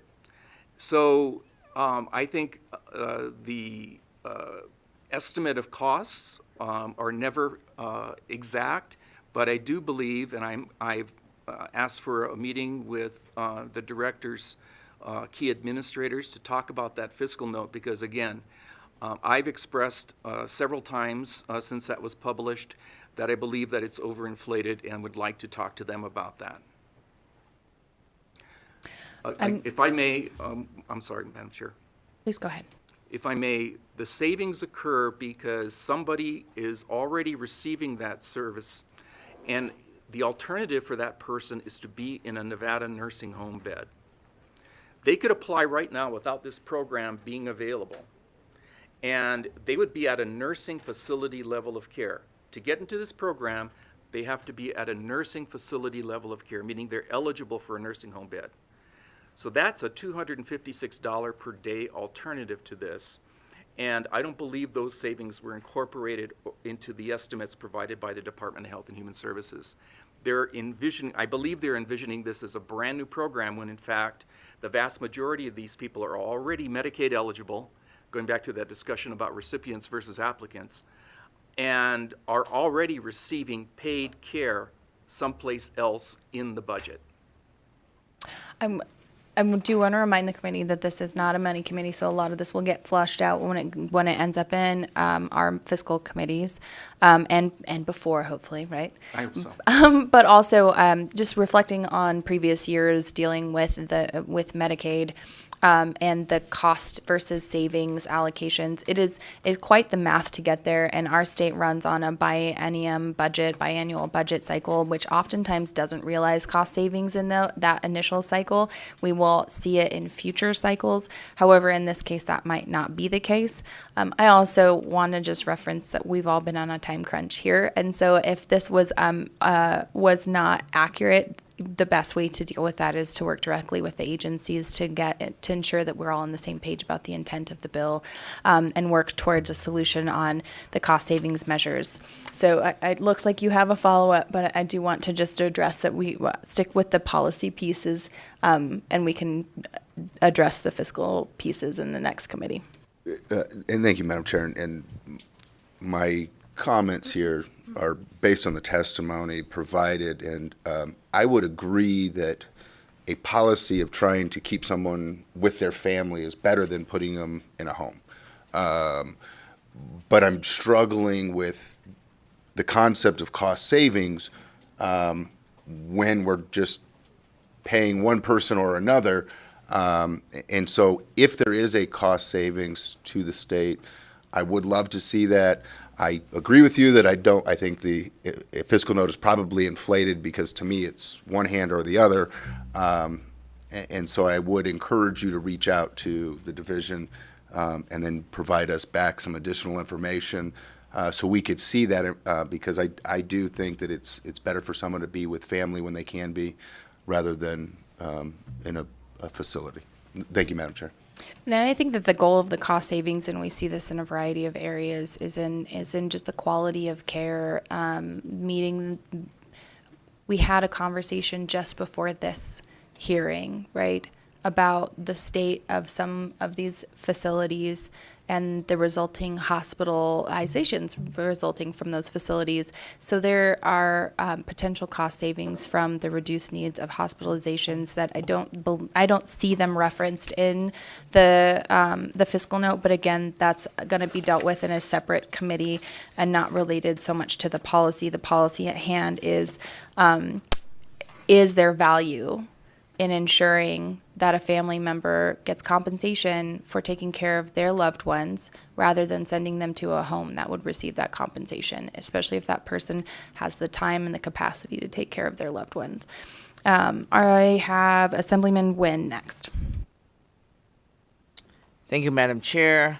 I think this is a great topic to talk about just because the families of the AAPI community deal with this on a regular basis throughout many different cultures and even my family. So this is quite a very relevant topic that just kind of triggers a lot of memories for me. My question is on the technicality of the word employee. It's mentioned here on section 1, subsection 2, 2B. When we use the word employee, does that mean that they can be fired?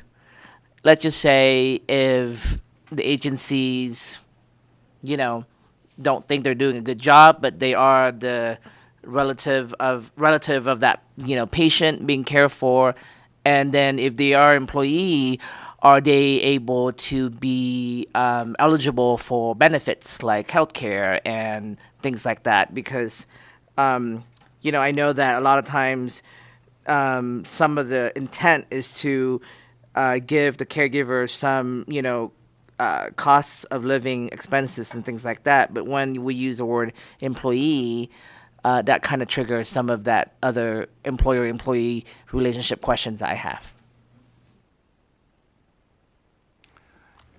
Thank you. For the record, Charles Duarte, and Chair through you to Assemblyman Nguyen. The intent is to have these individuals who are selected to be a family caregiver to be employees of personal care agencies. There's a variety of reasons for doing so, but one of them is to make sure that they are complying with all DOL, Department of Labor standards and requirements for fair wage, as well as receive the training that's necessary to be a family care partner. I think in this case, the training can be different because, again, you bring up the case of API families and households, teaching them, making sure that they go through a cultural sensitivity training program may not be appropriate if you're taking care of your father, who you've been living with for the last 10 years. So there may be some things that we want to take a look at in terms of the training required. But again, there's still an employer-employee relationship there. The employee or the family care partner in this case has to pass a background check, has to meet all the other requirements that Medicaid establishes for in-home caregivers, personal care attendants. So yes, it is important that they are identified as an employee of an agency who can make sure that they're getting their payments and making sure that if there's any kind of taxes associated with that, that's all being handled by the employer. And with the intermediary services organization, that employer-employer relationship still exists. It's a little different, but it's important that that relationship still be established. Quick follow-up, Chair. So trying to bring this real life situation as much as I can into some of these bills. And this happens, so I won't name names, but what if we fall into a family dispute situation where siblings, whatever the dynamic is, and say, hey, you know what, now brother was bad taking care of dad, brother should not be, sister should be. Is the agency kind of put in the middle? And how do they resolve it? Like, who has, at the end of the day, if the patient is already kind of far gone in their advanced stage of, dementia, they may not be able to make those decisions anymore, right? So when it comes to them having a change in the scenario of moving from one caregiver to another, which happens a lot, and this person say, hey, I should be able to get those reimbursement because I take care of dad now. You're just on paper, but I'm actually doing the work. So those kind of scenarios, then is the agency responsible to make that determination? And then, who would be kind of like the deciding factor on how those things are decided? Thank you. For the record, Charles Duarte, Assemblyman. So those kinds of issues are really worked out through regulation development that the Department of Health and Human Services would have to implement as a part of launching this program. And so the way that it works in other states is that the care recipient, in this case the Medicaid recipient who's receiving care, designates their family caregiver, and there's only one primary family caregiver that's identified. So they can have a backup, but there's only one identified as a part of the program, and that person is going to serve and agrees to serve as their primary caregiver. If there is a need for respite care, the personal care agency, and this is where it's also important to have an agency, can have somebody go in and provide respite to that family caregiver so they can take time off. But again, the way the program operates is that there's only one designated care partner and a family member, and they have to reside with that individual in their residence full time. And if there's a change that's necessary, then assuming that the care recipient still has the capability to make that call, they will make the choice of a change in care partner. If they don't, then we get into situations that we talked about, that you folks talked about in the prior hearing, dealing with capacity. And I'm not an attorney, I can't tell you how that would be resolved except for a guardian to be appointed, but I think that gets into some legal discussions that I'm really not prepared to render an opinion on. That's great. Chair Peters, if I can ask legal to maybe able to respond to that question. Would you repeat the question, please? That in terms of when it comes to disputes in between capacity, in terms of the patient not being able to tell who is giving good care anymore, and there's dispute between family members, who would step in and evaluate the capacity question? Eric Robbins, LCB Legal, for the record. That's something I would have to research and get back to you on. Great. I would love to get more on that. Thank you, Chair. Thank you very much for the answers. Yeah, thank you for the questions. I think that this brings up really interesting conversations about how we certify folks under Medicaid. There have been a couple of examples in the last few years of areas where expertise has been used, right? Education has been used as the certifying factor rather than employment. So if you could be a doula, and the doula can have a proof of having met a certifying standard, and Medicaid can approve them as a for reimbursement as a I can't remember the word for it, but and so there might be some opportunity there as opposed to an employment standard, but it's worth digging into. I think there are a couple of opportunities potentially out there. But the liability piece is important, especially as we're dealing with vulnerable populations, right? What's the backstop to make sure that folks are taken care of? I think a lot of times it's easy to think that the family is a backstop, right, of seeing neglect or harm, and sometimes they can be the perpetrators.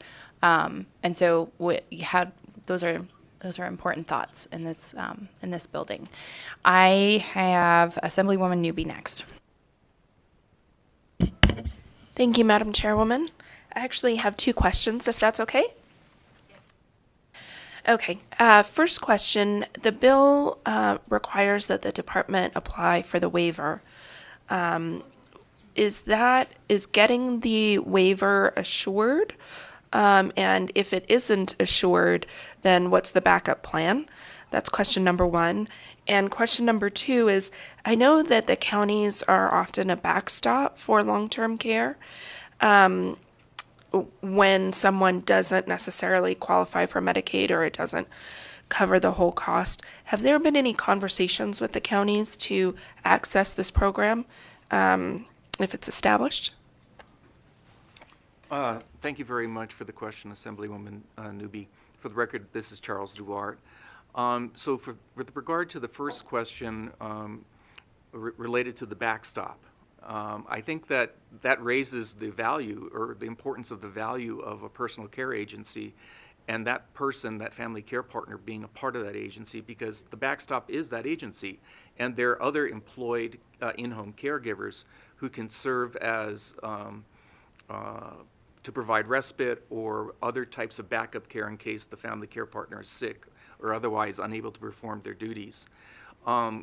With respect to the question around discussion with the counties, no, actually this was initially envisioned to be a care savings.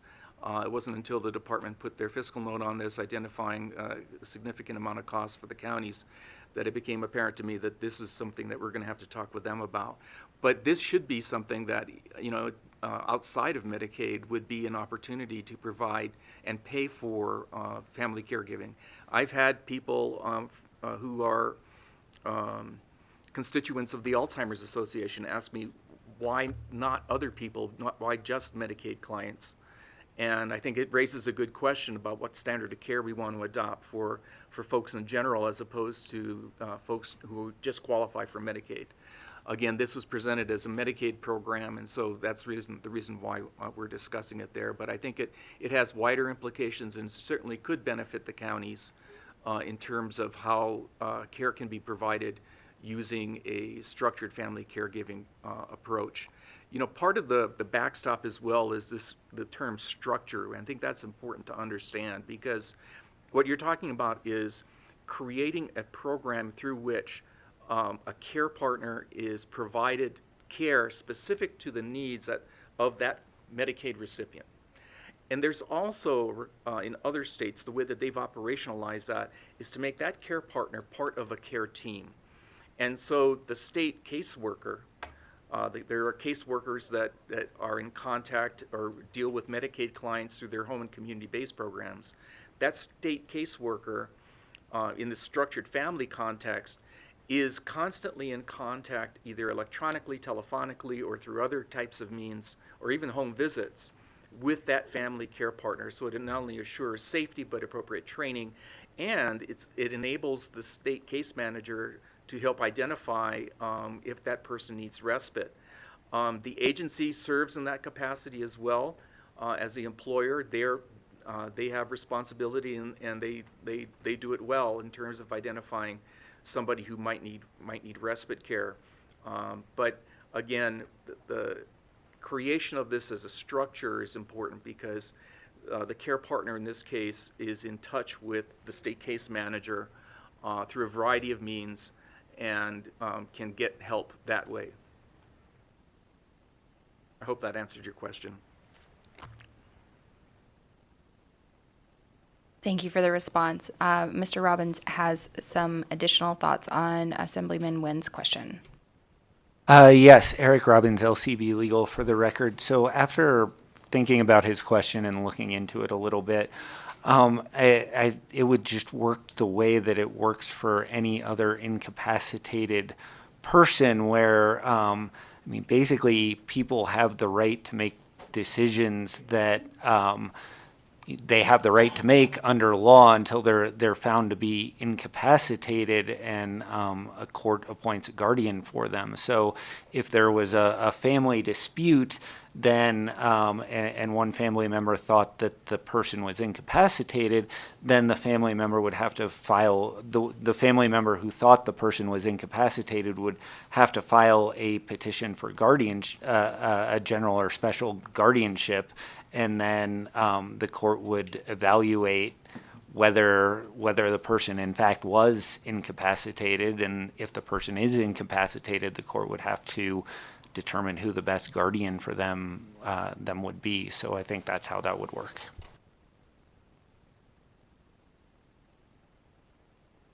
Thank you, Mr. Robbins. Are there other questions? Assemblywoman Thomas, too. Thank you, Madam Chair. Yes, I'll put this one out. As you were explaining this process, I was thinking about those private agencies that hire CNAs, and they also hire family members to take care of their loved ones, which now you would, and those private agencies pay the services of the family member. My question is, that is also paid by the state.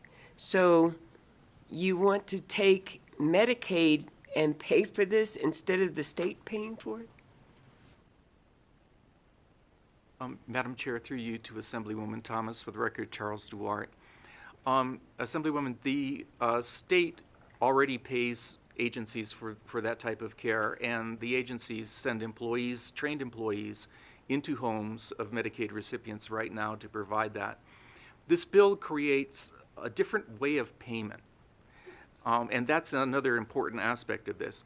It pays that individual a per diem or per day rate or a stipend, and that distinguishes it from other ways that Medicaid pays for services, which is basically on the quarter hour. An in-home caregiver who's an employee of a personal care agency, they bill, and the agency in turn bills Medicaid on a quarter hour basis. This pays it on a daily basis, sometimes weekly, some states do it monthly, but it's a stipend based off of an average amount of services being provided by that person in the Medicaid recipient's home. So Medicaid would still be paying the bill to the agency.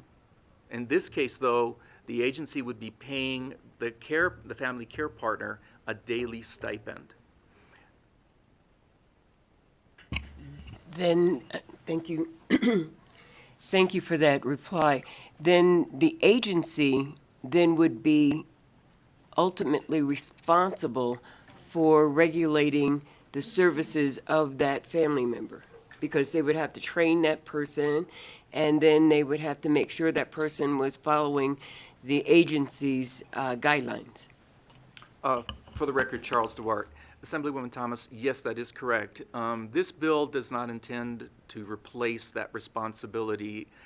It uses the personal care agencies as is intended, as the employer of record who has responsibility for the overall training and delivery of safe care to the Medicaid client. So again, it's a different way of paying for the service, but the responsibilities of the personal care agency are still there, and they do a very good job of managing that care and making sure their employees comply with all the requirements of the Medicaid program.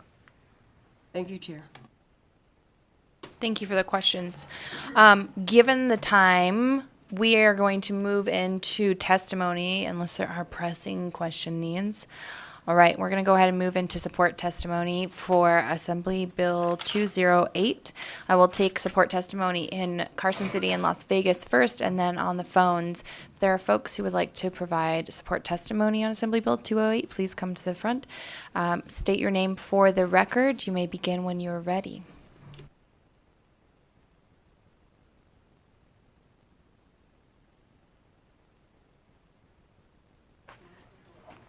Good afternoon. I'm Connie McMullen, and I represent the Personal Care Association of Nevada, and we are in favor of Assembly Bill 208.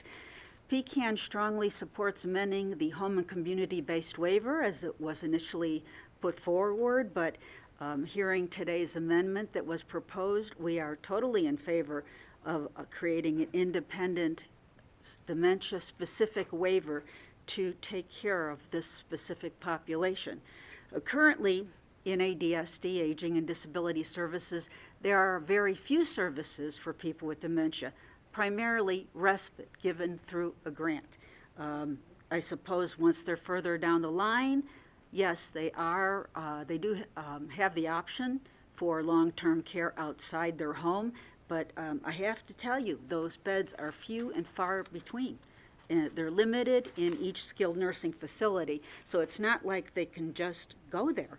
It's just, it's limited. Anyway, we are really in favor of this. We support what Mr. Duarte said about the ISO option being included in this amendment, because currently a lot of personal care agencies are also ISOs, and agencies are allowed to carry those kind of clients, those caregivers that are allowed to be placed in people's homes, and the person receiving the care operates as the employer of record. That is a standing program that has been in effect for over 10 years that I know of. We are also in favor of whenever a person comes into a community in a skilled care setting, as I said, there is a cost savings, because whenever you place somebody, the state does, in a nursing home environment, it is 3 times the cost of keeping them in the community. About 20 years ago, the state of Nevada made a concentrated effort of keeping people in the least restrictive setting, and that's part of our Olmstead Act. And that's why we try to keep them with their families. So, and yes, I know I'm over time, but yes, agencies do employ family members and do pay them on a regular basis, because anywhere else they can't maintain this and maintain their private job and get paid at the same time. So this is a very good program, and we highly recommend support of it. Thank you. Thank you for your testimony. Please go ahead when you're ready. Thank you, Madam Chair Peters.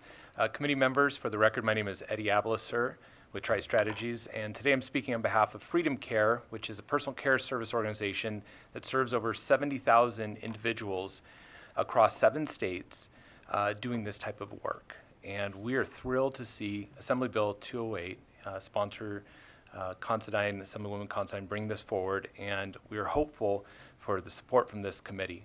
Many of the issues that have been brought up are just on point. It will save tremendous amounts of money to the state down the road. Having a new waiver program will open up the door for more structured family caregiving in a variety of settings, including that case management point, which is so important for so many of our individuals struggling with dementia. You know, one of the other aspects to Assemblywoman Thomas's points about the change in payment, but also the daily rate allows for more time for that individual to dedicate to their family members. Oftentimes in the state, we have family members that are limited to maybe 1 or 2 or 3 hours a day to give care to their loved one. Underneath a program like this, you'll open up and have more time from that family member to actually care for your loved one. And so we hope that all members of the committee support this passage and the proposed amendments that Mr. Duarte had identified. We are also in support of those specific ones as well. Thank you. Chair and committee members, for the record, my name is Andrew LaPelbit. I'm the chairman of the United Veterans Legislative Council for the state of Nevada, representing the 279,000 veterans, and when you take, which is 8.9% of our population. When you take into account adding just their immediate family, that's 500,000 Nevadans, or 16% of our population. So why is this veterans group here? Surprisingly for many of you, everyone thinks that the VA takes care of all our vets. Well, in the state of Nevada, and I checked this with the Department of Veterans Benefits, currently about 23% of that 279,000 receive any kind of benefits from the VA. So that means there's 214,000 veterans out there not receiving this. And as you can imagine, many of our vets are elderly, are starting to have cases of dementia. Self-care is coming from their spouses in most cases. And so we support 208 entirely. Thank you. Good afternoon, Jonathan Norman, NORMAN, Nevada Coalition of Legal Service Providers. Again, we have about 20 attorneys representing people in guardianship, and we view anything that supports least restrictive option for people, including living in the home. And I think somebody mentioned Olmsted, and whether it's in child welfare or with people with disabilities or elders as they age, I like to focus on their most connected environment. Where can we have them in their most connected environment? And certainly that is with them living with their family at home. And so we are in support of this bill. Thank you. Good afternoon. For the record, my name is Shirley Gaw. I'm a parent, and I'm here to support Assembly Bill 208. I just want to share a personal testimony. I didn't even know that this bill was going to be heard this afternoon. Myself and my 2 children are here for Children's Week. We were here last week also with the Governor's Council for Developmental Disabilities. I'm sorry, I'm shaking a little. So I'm actually a licensed physical therapist since '96. I have 2 children in the spectrum, and I've been their unpaid caregiver for the past 14 years. And, sad to say, our state only provides respite services amounting to $125 a month. So I've had to, in order for my children to have quality of life, I've had to give up, my purse at UMC Hospital in Las Vegas. And I feel like even though our family is not making what we're supposed to be making, I feel like it's going to have a long-term effect in the long run because by being their unpaid caregiver, teaching them self-care skills, it will improve their quality of life in the long run because they would have a more understanding of, brushing their teeth, personal hygiene, and that would have long-term effects on health. And, I'm also teaching them real-life skills as their parent, integrating them in the community. I've taken them to concerts. We eat out with hardly no behaviors now. We travel. Even right now, this is something amazing. My daughter is there on her own with her personal device and being a spectator to legislative hearings. So with minimal behaviors. And I mean, it's not perfect, but this is an ongoing work in progress. And being her unpaid caregiver, I've been able to teach her to type, and she types at 30 words per minute. So that's going to be, some work skill down the road. I hope that she will be a productive citizen. She can play beginner piano. She knows how to, most times, not all the time, but more than 50% of the time, she remembers to brush her teeth before bedtime. So that's just, something, and I hope that this could also expand to other population. Thank you. Thank you so much for your testimony. Still gets me nervous when I sit up at the table, but thank you for the impromptu testimony. And we are so happy to have your daughter here today. Speaking of that, if you ever get the opportunity to bring your child into the legislature, please swing by our offices. We almost all have snacks in our offices and love to see the next generation of involved people in the building. We have lost our space in Las Vegas. However, I don't believe there was anybody left in that room to provide testimony. So we're going to move on to BPS for support testimony on Assembly Bill 208. If you would like to testify in support of Assembly Bill 208, please press star 9 now to take your place in the queue.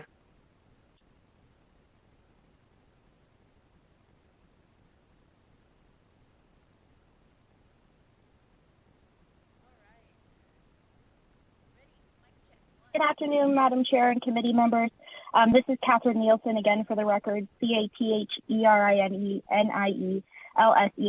I'm going to do my best not to repeat any comments and go pretty quick today. As you heard, my family's personally faced with an impact from dementia, and I would like to quickly give you a few pieces of data from the National Council on Aging and the National Council on Elder Abuse. Statistics show that unpaid family members provide most of the care for people with dementia. Informal family members and caregivers make up 1/3 of all caregivers. And overall, daughters provide the bulk of unpaid care hours for people with dementia at 39%, followed by spouses at 25%, and other family and friends at 20%. Statistics show that many people with dementia rely on family members even when they have paid care. And recent studies show that those with probable dementia who lived at home and had paid care providers had informal family caregivers provide more than half of the total weekly care hours. It shows that family caregiving does not end when adults with dementia move into residential care settings such as assisted living. And those same studies show that 80% of adults with dementia living in residential care had at least one family member or unpaid caregiver assisting with self-care or household activities. And lastly, poor mental and physical health may increase the risk of abuse. Those who have Alzheimer's disease or dementia are particularly vulnerable to abuse. The National Council on Aging and National Center on Elder Abuse report that nearly 50% of all elders with dementia experience abuse or neglect. As health and memory decline, it is in best interest of the person with this debilitating condition to receive care from families or people of their choosing rather than care from individuals in nursing home facilities. Thank you for your time today. Thank you for your testimony. BPS, is there anyone on the public line who would like to provide testimony on AB 208? Yes, Chair. Yes. Caller with the last three digits, you may begin. Yes, please. Can you guys hear me? Yes, we can. Okay. I would just like to ditto the mother who Would you spoke, please state your name 2 for the speakers record? ago. Yes. My name is John Carlo, the young gentleman from Southern Nevada, Las Vegas. I would like to ditto the mother who just spoke 2 speakers ago. And I also would like to thank this committee for hearing such a bill, because this has literally been one of the best governmental meetings I have ever been a part of. This is the kind of legislation that both parties can come together on. And these are matters that really, really hit home. And I want to encourage the committee to move forward with this. We need more tax dollars coming back to the people of Nevada. With that, those are my closing remarks. Thank you, guys. Talk to you guys later. Bye-bye. Thank you for your testimony. Is there anyone else on the public line who would like to provide support testimony on AB 208? Sure, there are no other callers at this time. Thank you so much. We'll go ahead and move into opposition testimony. Is there anyone in Carson City who would like to provide opposition testimony on Assembly Bill 208? Seeing none, BPS, is there anyone on the public line who would like to provide opposition testimony on AB 208? Chair, there are no other callers to testify at this time. We will move on to neutral testimony. Is there anyone who'd like to provide neutral testimony on Assembly Bill 208? Seeing none, BPS, is there anyone on the public line who would like to provide neutral testimony on Assembly Bill 208? There are no additional callers to testify at this time. Thank you so much. I'd like to invite the bill sponsor, our bill carrier, our shepherder of great committee bills, for closing remarks. Please remember to state your name for the record. Thank you, Chair, and thank you, members of the committee. My name is Venetia Considine.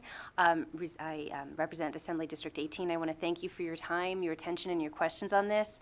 I just also want to thank Mr. Duarte and Ms. Maupin, and just echo, a lot of us have taken care of family members when they're ill, when they are in early stages of dementia or longer, and having the ability to get training and get paid for this so that the caregiver isn't falling slowly down into poverty because they are not having an income, on top of also having the ability for respite so that they are fresh for their family, and the caregiver having the comfort of family members and the comfort of home while they are going through this. I appreciate this bill, and I want to thank you for your time. Thank you so much, Mr. Duarte. Do you have closing remarks as well? Thank you, Madam Chair, and members of the committee. For the record, Charles Duarte. Again, I'd like to express my gratitude to the Interim Legislative Committee on Senior Citizens, Veterans, and Adults with Special Needs for adopting this as a committee bill, and for Assemblywoman Considine for bringing this forward to Assembly Health and Human Services. We're grateful. We think that this is going to help a lot of folks that are already providing family care to the best of their ability, and will help avoid the financial pressures that often lead to caregiver burnout that we might otherwise see if they were continue to be unpaid. So again, thank you for the time and for the opportunity to present this bill. Thank you so much. We'll go ahead and close out the hearing on Assembly Bill 208 and move into our last agenda item for the day, public comment. Is there anyone in Carson City who would like to provide public comment today? Seeing none. BPS, is there anyone on the public comment line who would like to provide public comment today? If you would like to provide public comment, please press star 9 to take your place in the queue.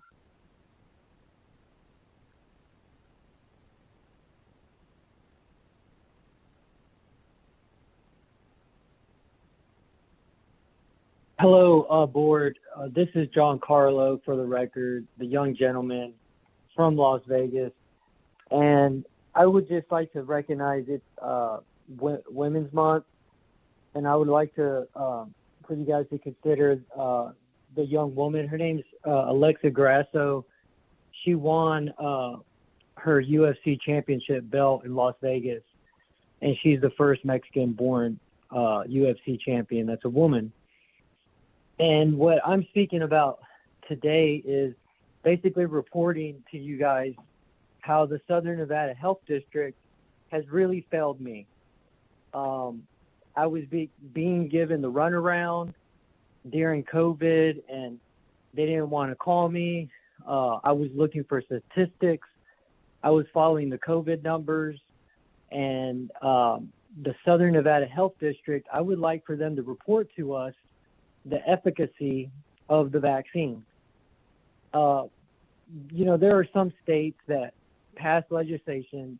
There was counties that passed legislation, ordinances forcing this vaccine for simple, common civil rights, people being able to go into stores. And this, we need to look into the efficacy before we make those decisions.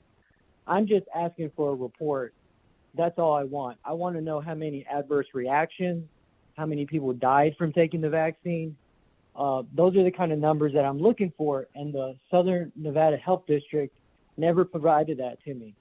So I'm just wondering why those tax dollars are not being used right.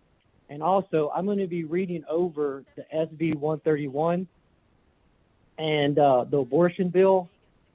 And also, we need to look into this parental rights and these transgender drugs that these people want to give the children. I stand against that very much, and so does God. The Bible says he made them male and female, and every person who considers themselves a Christian needs to vote the right way. Thank you guys so much. Are there other callers on the public line for public comment today? Chair, there are no other callers at this time. Thank you so much. With that, we'll close out public comment. And that being our last item for today, I guess I will ask if anyone has closing remarks before we adjourn. Our next meeting will be on Wednesday, the 15th at 1:15. With that, the meeting is adjourned.